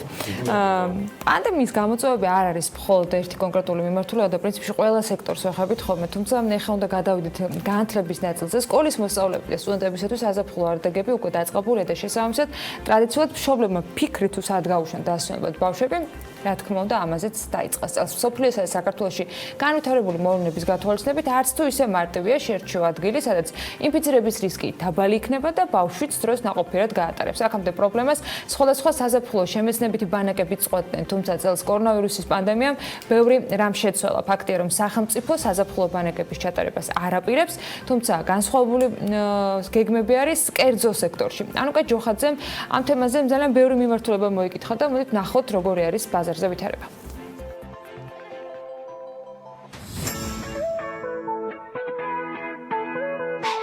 ზაფხულის არდადეგების საინტერესოდ და ეფექტიანად გატარება ყველა ბავშვისთვის მნიშვნელოვანია. მშობლების უმეტესობა თანხმდება, რომ დასვენებასთან ერთად სასურველია ბავშვებმა დრო ახალი ადამიანების გასაცნობად, საინტერესო გამოცდილების დასაგროვებლად და ახალი ინტერესების აღმოსაჩენად გამოიყენონ.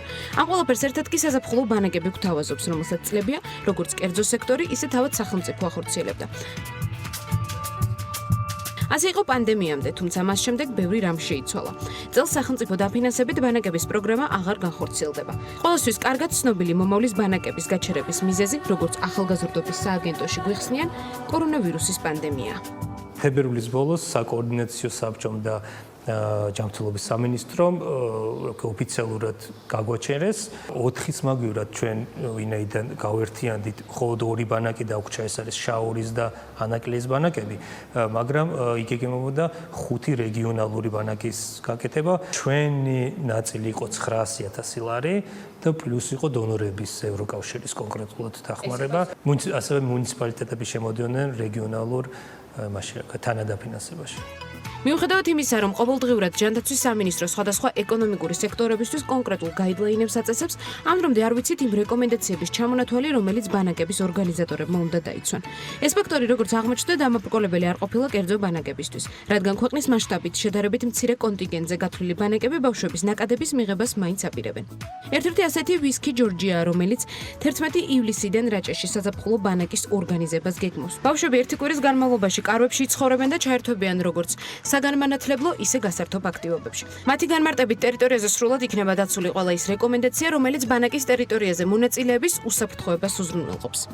1 ივლისიდან რეგულაციების მიხედვით დაშვებული არის გარე აქტივობების ჩატარება. ამიტომ ჩვენი საერთაშორისო გამოცდილებიდან გამომდინარე, გარე აქტივობებში მოიაზრება ზუსტად კემპინგი, ლაშქრობები, ღია სივრცეში კოცონთან თქვათ თამაში და თუნდაც საკვების მომზადება. ამიტომ ჩავჯექით აი ამ სტანდარტებში, შევზღუდეთ რაოდენობა მონაწილეების, საცხოვრებელი სივრცეები ძირითადად გადავიტანეთ გარე სივრცეში, მაგალითად თუ აქამდე გქონდა შენობაში სასტუმროებს მიმართავდით, ახლა უკვე კარვებში ვაძინებთ ბავშვებს, შესაბამისად გასართობის სივრცე, საცხოვრებელი სივრცე, კვების ზონა ყველაფერი არის გარეთ. მაგრამ ეს იმას არ ნიშნავს, რომ ჩვენ არ ვიყენებთ კაპიტალურ შენობებს, მაგალითად სველი წერტილები, აბანოები, ტუალეტები და საკვების სამზარეულო სივრცე არის კაპიტალურ შენობაში.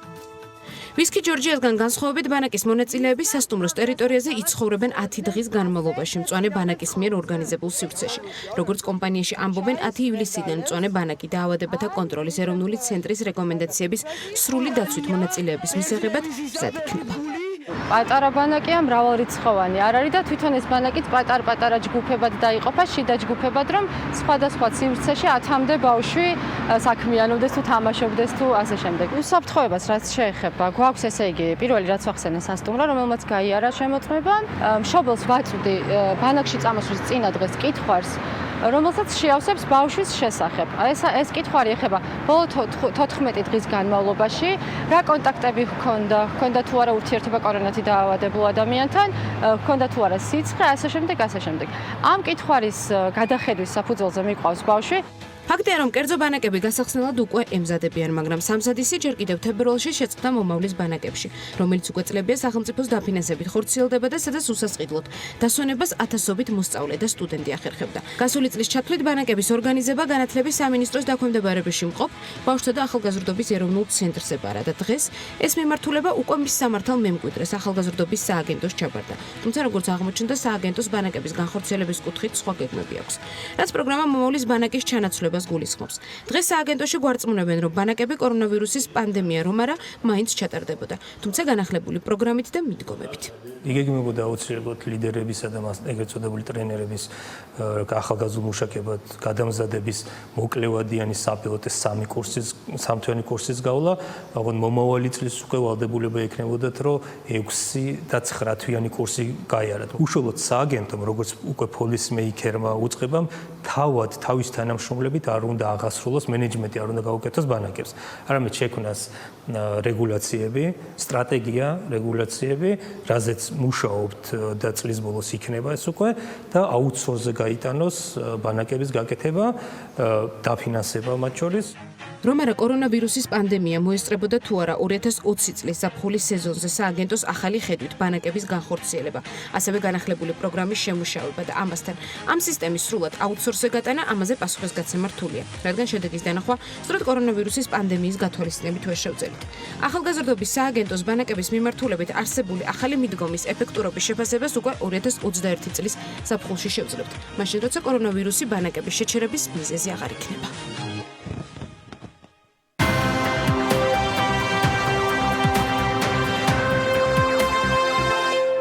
სოფლიო ბანკის COVID-19-ზე რეაგირების საგანგებო ღონისძიებების პროექტის ფარგლებში გამოყოფილი 80 მილიონი დოლარის ფინანსური მხარდაჭერით საქართველოს მთავრობამ 250,000 PCR ტესტი და ასევე ანტისხეულზე და ანტიგენზე დამყარებული 157,000 სწრაფი ტესტი შეიძინა.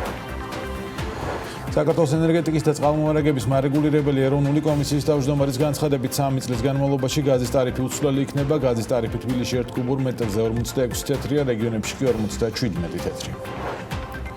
სემიკის თავმჯდომარის დავით ნარმანიამ გუშინ კომისიის საქმიანობის წლიური ანგარიში წარადგინა, არსებულ გამოწვევებთან ერთად მისი განცხადებით 2020 წელი ენერგეტიკის სექტორის რეფორმირების წელია. ტექნიკური და სამშენებლო ზედამხედველობის სააგენტოს უფროსად გიორგი გეჯაძე დაინიშნა, რომელიც თანამშრომლებს ეკონომიკის მდგრადი განვითარების მინისტრმა ნათია თურნავამ წარუდგინა. საქართველოს ბანკმა ინოფინ პროგრამის ფარგლებში ევროპის საინვესტიციო ბანკის ჯგუფთან 60 მილიონი ევროს მოცულობის საგარანტიო ხელშეკრულებას მოაწერა ხელი. საქართველოს ბანკის და შპს ვივის თანამშრომლობით კახეთში გურჯაანში თელავსა და ალავერტში 85 ჰექტარზე ვენახი გაშენდა, კომპანიამ მომავალ წელს 5-დან 8 ტონამდე მოსავალსელის პროექტში ბანკის თანამონაწილეობა 4,6 მილიონ ლარს შეადგენს, კომპანია ჯამში 125 ჰექტარზე ვენახს ფლობს. TBC-მ დისტანციურ და ფიზიკურ არხებში სამომხმარებლო სესხის აღება მეტად გაამარტივა და როგორც ბანკში განმარტავენ სურვილის შემთხვევაში მომხმარებელს საშუალება აქვს 6 თვიანი საშეღავათო პერიოდით ისარგებლოს, ეს პირობა არ ვრცელდება მხოლოდ TBC კრედიტ G-დან აღებული სესხების შემთხვევაში.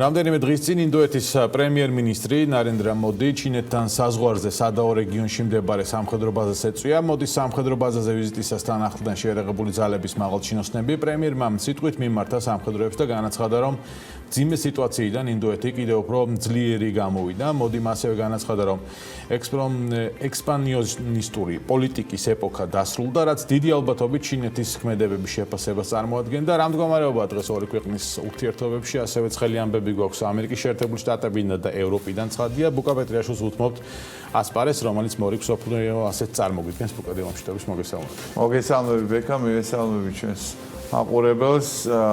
ნარენდრა მოდის ვიზიტი მართლაც მოულოდნელობა იყო. ინდოეთის პრემიერ-მინისტრი ბუნებრივია ამ ვითარებით, რა თქმა უნდა, ცდილობს რომ ისარგებლოს, ვინაიდან ჩინეთმა დაიწყო საკუთარი ესე ვთქვათ ფორტიფიკაციების მოშლა და იმ ნაწილების გაყვანა გალვანის ხეობის იმ ტერიტორიიდან, საუბარია ჰიმალაის მაღალმთიან რაიონზე, რომელიც არის ესე ვთქვათ დავის საგანი ინდოეთსა და ჩინეთს შორის, სადაც მოხდა შეტაკებები. ბუნებრივია ინდოეთს და ჩინეთს ორივეს თავის სიმართლე აქვს და პროვოცირებას მეორე მხარეს აბრალებენ, მაგრამ ჩინეთმა შეიძლება ითქვას, რომ მაინც უფრო ნაბიჯი გადადგა დროებით ჩაცხრობისკენ მე სიამოვნებით გავიზიარებდი ინდოეთის პრემიერ-მინისტრის პოზიციას, რომ ექსპანსიონიზმის პოლიტიკას წერტილი დაესვა, მაგრამ ჩინეთის აქტიურობის შემხედვარე არა მხოლოდ ინდოეთთან მიმართებაში, არა მხოლოდ ჰიმალაის მაღალმთიან ამ ზოლთან მიმართებაში, არამედ იაპონიასთან, იგივე ინდოეთსა და ბუტანს შორის კონფლიქტის გაღვივებაში, ამ ტერიტორიული ესე ვთქვათ პრეტენზიების მიმართულებით ჩინეთი ისევე როგორც ძალიან ბევრი სხვა მნიშვნელოვანი მიმართულები ძალიან გააქტიურებულია, მას აქვს რა თქმა უნდა პრეტენზიები მთელ რიგ კუნძულებზე სამხრეთ ჩინეთის ზღვაში, როგორც გითხარით, მოგახსენეთ, იაპონიასთან აქვს დავა და სულ ცოტა ხნის წინ 30 საათის განმავლობაში ჩინეთის შეიარაღებული საზღვაო ძალები იმყოფებოდნენ იმ ტერიტორიულ წყლებში, რომელზეც იაპონია აცხადებს პრეტენზიას, რომ არის ესე ვთქვათ მისი იურიდიული საკუთრება.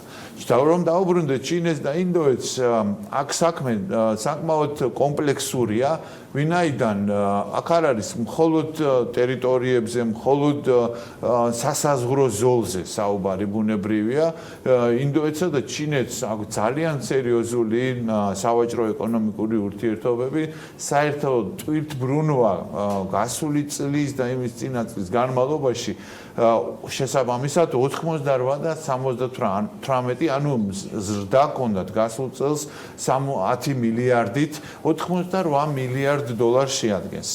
ინდოეთისთვის შესაძლოა უფრო მეტად სახიფათო ის იყოს, რომ სერიოზული დეფიციტი აქვს ჩინეთთან ვაჭრობაში, ძალიან დიდი დეფიციტი აქვს ჩინეთთან ვაჭრობაში და ინდოეთში აი ამ მოვლენების განვითარების ფონზე და დაპირისპირების, რომელსაც შევახსენებ ჩვენს მაყურებელს, რომ 20 ინდოელი სამხედრო მოსამსახურე მსხვერპლა მოყვა ძალიან სერიოზული ანტიჩინური სენტიმენტების გაღვივება ინდოეთში და დაიწყო მოთხოვნა იმის თაობაზე, რომ ვარი ვთქვათ ჩინურ პროდუქციაზე, ვარი აღარ შევიძინოთ ჩინური პროდუქცია და დავიწყოთ ახალი პარტნიორების ძებნა. ეს ბუნებრივია ასე ადვილი საქმე ნამდვილად არ არის, ვინაიდან სერიოზული დამოკიდებულება არის როგორც ჩინეთთან სავაჭრო თვითმფრინავზე, ასევე ძალიან სერიოზული არის ჩინეთიდან განხორციელებული ინვესტიციების მოცულობაც. აქ იკვეთება როგორც ყოველთვის და ყველგან რა თქმა უნდა ყველა კონფლიქტში და დაპირისპირებაში რუსეთის ინტერესებიც ბუნებრივია, რა თქმა უნდა, იმიტომ რომ რუსეთს აქვს ძალიან სერიოზული მცდელობა, რომ ეს ალტერნატიული ღერძის ნაწილი იყოს და თვითონ თავად რაც თავარია და ჩინეთთან პარტნიორობით მან რაც შეიძლება მეტი პარტნიორი ჩამოაცილოს დემოკრატიულ სამყაროს, დასავლურ სამყაროს და ამერიკის შეერთებულ შტატებს კონკრეტულად. შესაბამისად, რუსეთი გარკვეულწილად დაინტერესებულიც იყო, მისი აქტიური ღია თანამონაწილეობა არ შეინიშნებოდა, თუმცა სხვადასხვა წყაროებზე დაყრდნობით შეიძლება ითქვას, რომ გარკვეულ მედიაციას მაინც ეწეოდნენ ჩინეთისა და ინდოეთის მაღალი თანამდებობის პირებს შორის, პირველ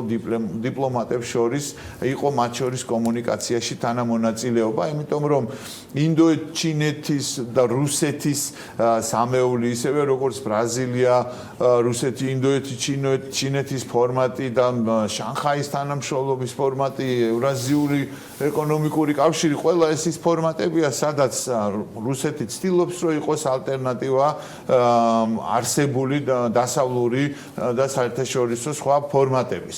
ინდოეთი არის ამერიკის შეერთებული შტატების პარტნიორი, რა თქმა უნდა, დიდ მნიშვნელობას ანიჭებს ამერიკის შეერთებულ შტატებთან თანამშრომლობას, თავად ამერიკის შეერთებული შტატების დონალდ ტრამპი განსაკუთრებულ ინტერესს იჩენს ინდოეთთან მიმართებაში, მაგრამ ინდოეთი ერთ-ერთი დიდი მძიმე წონოსანია. მისი ეკონომიკიდან, მისი ადამიანური რესურსიდან, მოსახლეობიდან, მოცულობიდან და გეოსტრატეგიული მდებარეობიდან ბუნებრივია.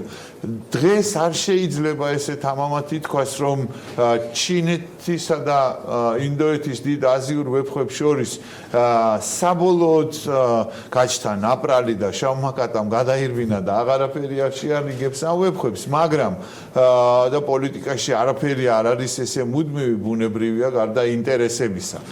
მაგრამ რა თქმა უნდა, ინდოეთსა და ჩინეთს შორის ბოლო პერიოდის განმავლობაში ეს ურთიერთობები სულ უფრო ცილდება სტატუს სტრატეგიული პარტნიორობის, სტრატეგიული მოკავშირეობის ან რაღაცა ესეთი მაღალი რანგის და მაღალი ხარისხის თანამშრომლობის მიუხედავად ჩინეთის ცდილობისა თავისი ყველა ინსტრუმენტის გამოყენებით. ნახოთ, ინდოეთი ძალიან დიდი მოთამაშეა, ძიმეწონოსანია, მისი ეკონომიკაც ასევე დაზიანდა პანდემიის შედეგად, ისევე როგორც ჩინეთის და დანარჩენი სამყაროსი და ნახოთ ის როგორ შეძლებს ჯერ ის სავაჭრო მიმართულებით ეს პროცესები არ გადასულა, გადავიდა ერთი მიმართულებით, რომ ინდოეთმა აკრძალა ჩინური აპლიკაციები, როგორც ვიცით, მათ შორის ერთ-ერთი ყველაზე პოპულარული ბოლო დროს TikTok-ი, რომელსაც 120 მილიონამდე მომხმარებელი ყავს ინდოეთში, ან ყველაზე დიდი ბაზარი ამ ჩინური აპლიკაციისთვის იყო ინდოეთი და მე შეზღუდა ინდოეთმა ასე ვთქვათ. TikTok-ის მოხმარება აღმოჩნდა, რომ საკმაოდ სახიფათოა, რაც არ უნდა პოპულარული და თუ გინდათ რომ იქ მოხდეს თქვენი მონაცემები.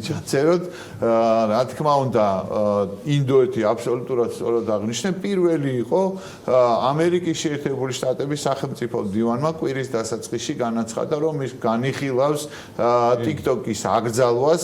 ეს ყველაფერი კი დაკავშირებულია ჰონკონგთან, ჰონკონგში ამოქმედდა ჩინეთის მიერ შემოღებული კანონი უსაფრთხოების შესახებ არა მხოლოდ კანონი ამოქმედა, არამედ უკვე რეალურად დაჭერებიც დაიწყეს 370 ადამიანი დააკავეს პირველ აქციაზე. ძალიან ფართო მასშტაბიანი უფლებამოსილებები აქვს მიღებული ჩინეთიდან ესე ვთქვათ დესანტირებულ უსაფრთხოების სამსახურს, რომელიც ერთ-ერთ სასტუმროში გაიხსნა, რომლის შტაბინაც ამ შტაბინის პრეზენტაციაზე ჰონკონგის მმართველმა კერი ლემმა შეეცადა ბუნებრივია, რომ შეერბილებინა ამ კანონის დატვირთვა და ამ კანონის მნიშვნელობა, რომ ეს არ არის დიდი საფრთხის მატარებელი, თუ თქვენ არ დაარღვევთ კანონს, ეს არ არის თქვენთვის საშიში და საფრთხის მატარებელი, მაგრამ ასევე მიმართა მედიას და მედიას საშუალებებს, რომ თუ თქვენ დაიცავთ კანონს, ჩვენ დაგიცავთ თქვენ ყოველგვარი ესე ვთქვათ სახიფათო გავლენებისგან და ზემოქმედებისგან, მაგრამ კანონის დაცვა ამ ვითარებაში როგორც კითხულობს ამას ჰონკონგის ამჟამინდელი მმართველი და ჩინეთის ცენტრალური კომუნისტური პარტია, ეს არის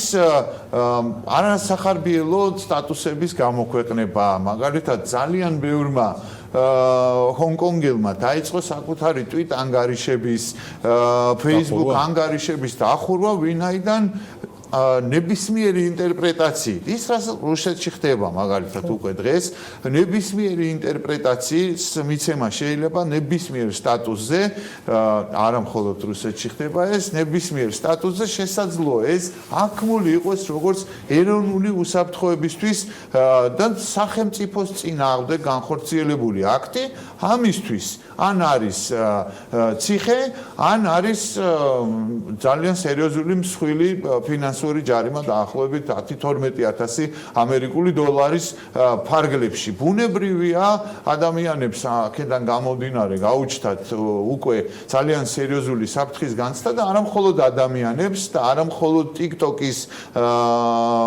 და მისი მფარველი კომპანიის ByteDance-ის ჩინური კომპანიის პრობლემაა ეს.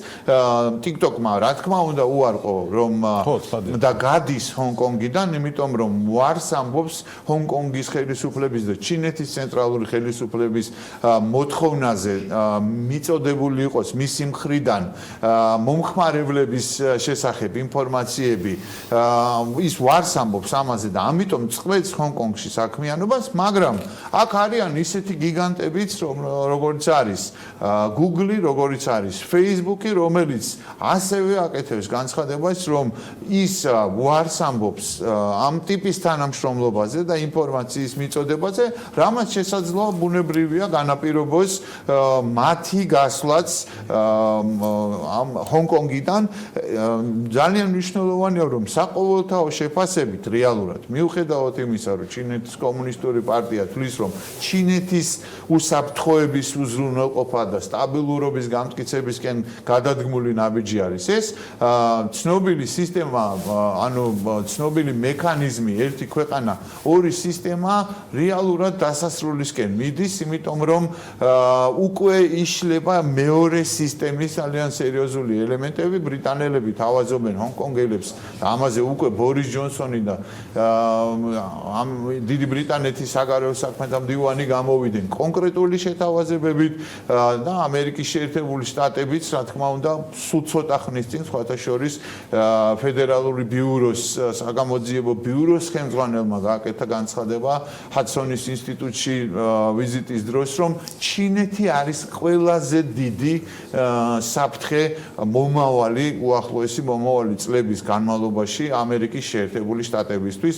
ეს არის ხაზი, რა თქმა უნდა, იმ ხაზის გაგრძელება, მაგრამ გულწრფელად უნდა ვთქვა, რომ საფუძველი და ინფორმაცია ბუნებრივია, ჩვენ და სხვა მოგვტავებზე მეტი აქვს, თუ რა ძირგამომთხელ საქმიანობას ეწევა ჩინეთის კომუნისტური პარტია ამერიკის შეერთებული შტატებში, სადაც ჩინეთს უნდოდა პრინციპში ჰონკონგთან მიმართებით, ანუ ეს უნდოდა რეალურად ჩინეთის ცენტრალურ ხელისუფლებას. კი, ნამდვილად, იმიტომ რომ გასული წელი ამ ერთი წელი პროტესტების პროცესში საერთაშორისო თანამეგობრობის ესეთი აქტიური მხარდაჭერით, ამ ჰონკონგელების თვითონ ესეთი შემართებული ბრძოლით ჩინეთისთვის ნერვების მომშლელიც იყო, დამაზიანებელიც მისი იმიჯისთვის და ამიტომ მათ მიიღეს გადაწყვეტილება რეალურად ბუნებრივია ხო ომის გამოცხადებას ჩინეთისთვის არავინ არ აპირებს, მაგრამ რაც ხდება ბექა ძალიან მნიშვნელოვანი არის ხაზის გავლება, წითელი ხაზის გავლება ამ ყველაფრის მერე ვეღარ იქნება business as usual ისე როგორც იყო მაგალითად გუშინ წინ ამ კანონის მიღებამდე ვეღარ დაიწყებს ევროკავშირი, დიდი ბრიტანეთი, ევროპის სხვა ქვეყნები, ამერიკის შეერთებული შტატები, კანადა თუ ავსტრალია ისეთივე თანამშრომლობის განვითარებას როგორიც იყო მანამ. ხო, ჰონკონგი იყო იმგვარი ჰაბი, რომელიც ნამდვილად ხელშეუხებლობის შეთანხმება იყო საერთაშორისო და შესაბამისად ეს შეთანხმება ჩინეთის მხრიდან დაირღვა და როგორც ინდოეთთან მიმართებაში აღნიშნეთ, ყველა ამ მიმართულებით ჩინეთი გეგმაზომიერად, მიზან მიმართულად ანვითარებს თავის ამ ექსპანსიონიზმის პოლიტიკას და ის ყველა ინსტრუმენტები რბილი ძალის გამოყენებით იქნება ეს გრანდიოზული გლობალური თუ რეგიონული ინფრასტრუქტურული პროექტების გამოყენებით თუ უშუალოდ უშიშროების სამსახურების ოფისების გახსნით და ელექტრონული კომუნიკაციის საშუალებების დატერორებით ის ამ თავის გეგმას მიზან მიმართულად მიუყვება რომ გახდეს ზე სახელმწიფო, თუმცა ნახოთ როგორი იქნება დემოკრატიული თანამეგობრობიდან წინააღმდეგობა ჩინეთის კომუნისტური პარტიის სამქმედებისა. ამერიკის შეერთებულ შტატებში წინასაარჩევნო კამპანიაში რა ხდება? სიახლეები რა გვაქვს ერთთან მეორე ფრონტზე? ესე იგი, რაღაცა ეს არის შავი ღრუბლების პერიოდია დონალდ ტრამპისთვის მისი უახლოესი მრჩეველი გავიგეთ, კი ბატონო, ჯონ ბოლტონის წიგნი და იყო ამაზე დიდი ხმაური და აღგზავრი.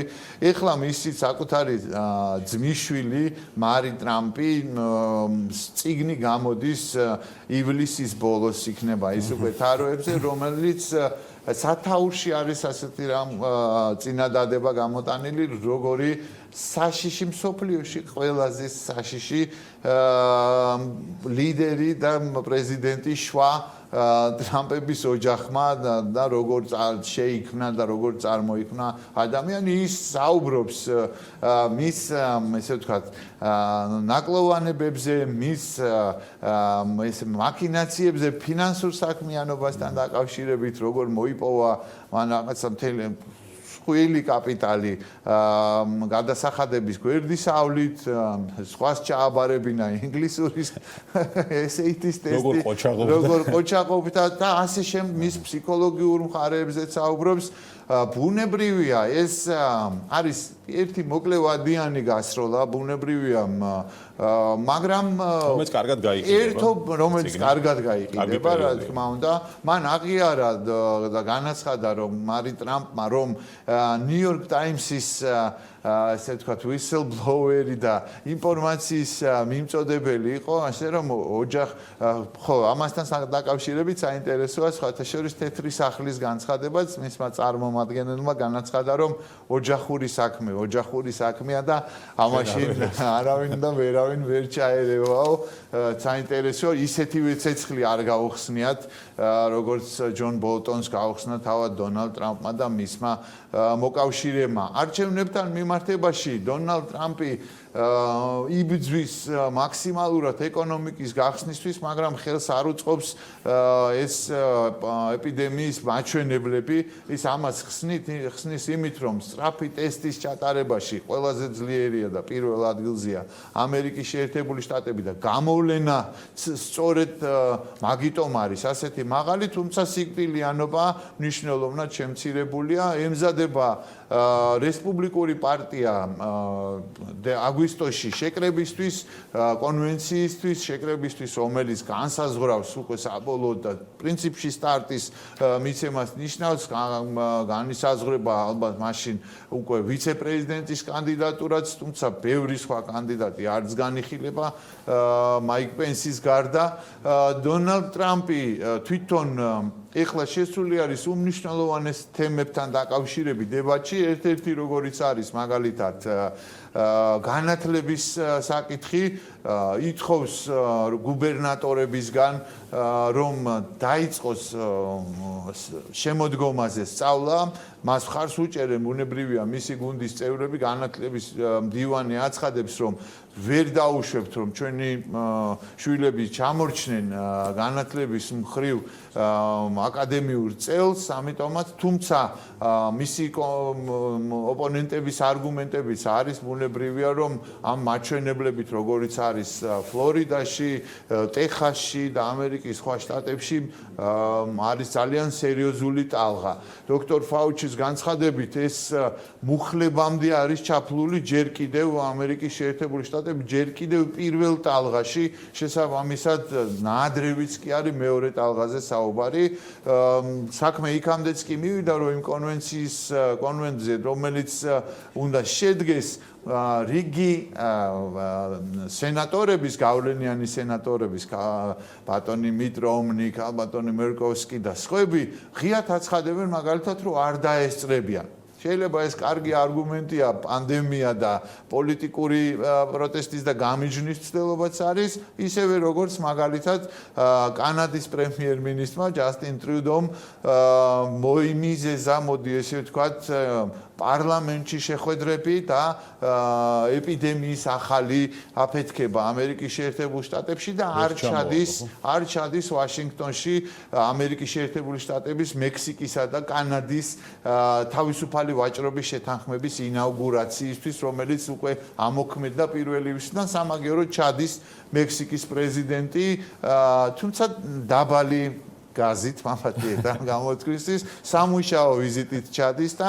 მნიშვნელობასაც გაცილებით ნაკლებს ანიჭებს სახლისთვის, ის საშინაო მოხმარებისთვის ამბობს, რომ ახალი სამუშაო ადგილები უნდა შეჭედოს ამერიკის შეერთებული შტატების პრეზიდენტთან მოლაპარაკებაში და ბოლოს რომ მივიდეთ ევროპელებთან, დიდი ბრიტანეთი გამოდის ევროკავშირის, ესე ვთქვათ, ჩრდილიდან მოლაპარაკებები წარმოებს ბრექსიტთან დაკავშირებით, საკმაოდ რთული მოლაპარაკებები და უკვე მაღალი დონეებიდან არის განცხადებები, რომ იყოს მზაობა შესაძლო უშეთანხმებო, ესე ვთქვათ, შეთანხმების ვერ მიღწევის და ისე მსოფლიო სავაჭრო ორგანიზაციის წესებით დიდ ბრიტანეთსა და ევროკავშირს შორის სავაჭრო ურთიერთობების დაწყებით მომავალით წლიდან, მაგრამ გარდა ამისა, დიდი ბრიტანეთი საგარეო საქმეთა მინისტრმა დომინიკ რააბმა კვირის დასაწყისში ძალიან მნიშვნელოვანი განცხადება გააკეთა,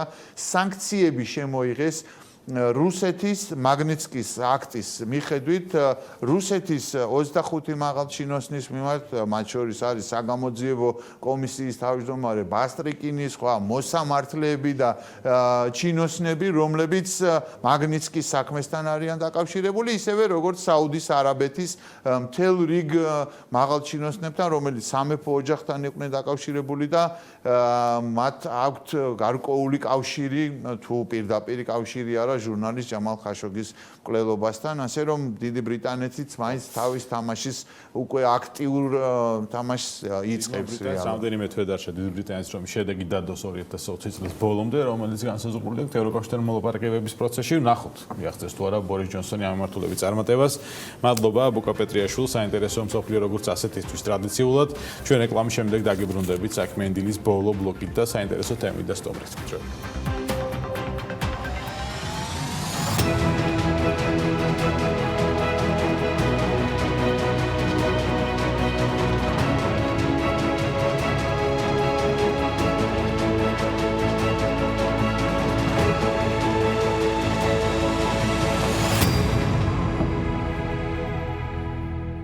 განსაკუთრებით რთულ პირობებში განსაკუთრებულად სჭირდება დახმარება საქართველოს ტურიზმს სექტორში დასაქმებულებს, ქვეყნის პოპულარიზაციას და კონკურენტუნარიანობის გაზრდას. ამ მიზნებისთვის გამოვა ინგლისურენოვანი ჟურნალი Four Seasons Georgia, როდის და ვისთვის იქნება ეს ხელმისაწვდომი, ასევე რა გზებით აპირებს მიზნების მიღწევას.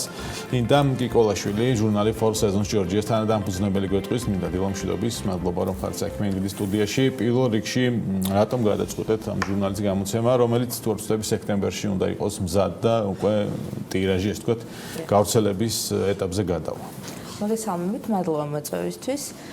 დიახ, მართალი ბრძანდებით, პირველი ნომერი, ანუ საიუბილეო ნომერი გამოვა 1 სექტემბერს. თავდაპირველი იდეა და კონცეფცია შეიქმნა სწორედ ამისთვის, თუმცა ეს მოხდა გაცილებით უფრო ადრე, ვიდრე დაიწყებოდა პანდემია, ანუ COVID-19-მდე. არის ესე ვთქვათ, ვინაიდან საქართველო არის მოგახსენებათ, რომ ტურისტულად აქტიური ქვეყანა, ულამაზეს ლოკაციებიდან გამომდინარე. გადავწყვიტეთ, რომ მაქსიმალურად საუკეთესო საშუალებით, ანუ ამ შემთხვევაში ბეჭდური მედიით მიგვეწოდებინა ჩვენი მეზობელი და არა მხოლოდ მეზობელი ქვეყნებისთვის ხმა წარმოგვედგინა საქართველოს საუკეთესო კუთხით, აღვეღნიშნა მისი კულტურული მემკვიდრეობები, გაგვეცნა ჩვენი მწერლები, პოეზია, მხატვრობა და ასე შემდეგ. და გადავწყვეტეთ აი ამ ჟურნალის გამოცემა. თუმცა შევფერხდით უნებრივია COVID-19-ის ხო პანდემიის. ანუ უფრო ადრე იქნებოდა ეს ჟურნალი. უფრო ადრე დავიწყებდით, პრინციპში რაღაცა ესე ვთქვათ, უკვე შეკრული გქონდა ეს ყველაფერი, ვემზადებოდით გამოცემისთვის და შემდგომ მოხდა ეს პანდემია. დღეს, როდესაც საქართველოს ესე ვთქვათ, ვერ ვიტყვი საბოლოო ჯამში დაძლია, თუმცა ძალიან კარგი მდგომარეობა გვაქვს. სიტუაცია მსოფლიოსთან შედარებით, რაც ძალიან მახარებს. გვაქვს შესაძლებლობა, რომ სწორედ აი ეს მესიჯიც მივაწოდოთ ჩვენს მეზობელ ქვეყნებს და არა მხოლოდ მათ და ანუ რა ინფორმაცია იქნება გაერთიანებული ამ ჟურნალში, ანუ რას ნახავს იდეაში ის იმ ბაზრის, ასე ვთქვათ, მომხმარებელი, იმ ბაზრის საზოგადოება, რომელიც ჩვენთვის საინტერესოა, ეს იქნება კულტურა, რაღაცა კონკრეტული ტურისტული ლოკაციები, ინფორმაცია იქნება COVID-19-თან დაკავშირებითაც ალბათ თავმოყრილი. აი ჯამში რა უნდა გაიგოს ადამიანმა ამ ჟურნალით, როდესაც ის ნახავს, არ ვიცი. გერმანელმა მაგალითად, ფრანგ. პირველ რიგში მოგახსენებთ, რომ ინგლისურენოვანი არის ჟურნალი, იქნა გამომდინო საზღვრებს იქით გავდივართ. საგარეო საქმეთა სამინისტროს მხარდაჭერით და დიდი მადლობა მათ. საქართველოში არსებული დიპლომატიური კორპუსები, საელჩოები მოახდენენ თავიანთ ქვეყნებში გავრცელებას სრულიად უფასოდ ჩვენი ჟურნალის. ჩვენ ჟურნალს საკმაოდ დიდი ტირაჟი აქვს, ანუ 100,000 ცალი არის იბეჭდება სეზონურად. და შესაბამისად პოტენციურ ან ტურისტს, რომელიც გეგმავს, რომ იმოგზაუროს და ისე ვთქვათ, ჯერჯერობით არჩევს, სადაც შეიძლება რომ იმოგზაუროს, საქართველოს შესახებ იგი მიიღებს მაქსიმალურად გაშლილ და ფართო ინფორმაციას. ანუ ყველა კუთხეზე იქნება გასტროტურიზმიც, ანუ კერძებით. კი, აბსოლუტურად ქართული სამზარეულო იქნება, რა თქმა უნდა, რუბრიკების ჩამონათვალში გვაქვს ბუნებრივია, თუმცა ჟურნალი გამოვა წელიწადში 4 ჯერ სეზონურად. მხოლოდ ამ სეზონზე, ანუ 1 სექტემბერს გამოვა 4-ვე სეზონი, იქიდან გამომდინარე ჩვენმა მარკეტინგის ჯგუფმა გადაწყვიტა, რომ საიუბილეო გამოშვება არის და შევიყვანეთ 4-ვე სეზონი, თუმცა შემდგომ უკვე იქნება ზამთარი გაზაფხული შემოდგომა. პანდემიიდან გამომდინარე, ანუ წინასწარ ცხადია, რომ სხვა ტიპის დატვირთვა იქნებოდა, იგივე საინფორმაციო დატვირთვა იქნებოდა ჟურნალს, ცხადია, როცა ჩაიფიქრეთ ეს პროექტი და დაიწყეთ მის განხორციელება, მაგრამ პანდემიიდან გამომდინარე რა შეიცვალა? ანუ რა მიდგომები შეცვალეთ თქვენ, რა ტიპის ინფორმაცია შეიცვლება ჟურნალში, იმიტომ რომ თქვა, ვერც 21 წელს როცა ჟურნალი გამოვა, ძალიან დიდი იმედი მაქვს, რომ ამაზე თქვა, ბევრი საუბარი არ იქნება, ღეპით სიტუაციას და შემდეგ სხვა ტიპის ეს თუ გამოწვევები გექნებათ, ხო? რა შეცვალა ამ პანდემიამ ჟურნალის შინაარსში? შეცვალა ის, რომ თვითონ საჭიროება მეტად საჭიროებს ტურიზმის დახმარებას ზოგადად მთელს მსოფლიოში და მათ შორის საქართველოში, იმიტომ რომ ამას პატარა რეგიონი, პატარა ქვეყანა ვართ და შესაბამისად მეტად გვჭირთ, ძალიან დამოკიდებულნი ვართ ტურიზმზე. ამ შემთხვევაში სამწუხაროდ. და სწორედ აი ეს მესიჯი, ანუ ჩვენი აუდიტორია, ჩვენი სამიზნე აუდიტორია არიან ზუსტად ის ადამიანები, ვისთვისაც ვისის სტუმრობაც საქართველოს, ესე ვთქვათ, წაადგება, საქართველოს ეკონომიკას წაადგება. შესაბამისად, ეს ვფიქრობთ, რომ ეს მესიჯი და სწორედ მიწოდებული მესიჯი ძალიან კარგად ემოქმედებს. როგორ შეარჩიეთ ქვეყნები? სადაც უნდა გავრცელდეს საელჩოები, ამაში საგარეო საქმეთა სამინისტრო დაგეხმარა ტურიზმის ადმინისტრაცია, თუ თქვენ ასე ვთქვათ, წინასწარ ქონდათ გადაწყვეტილი უკვე? დიახ, პრინციპში ჩვენ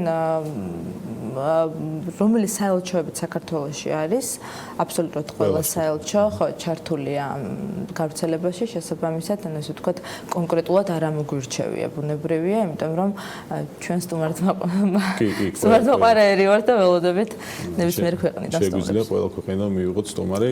დიახ. მით უმეტეს გჭირდება ახლა ძალიან.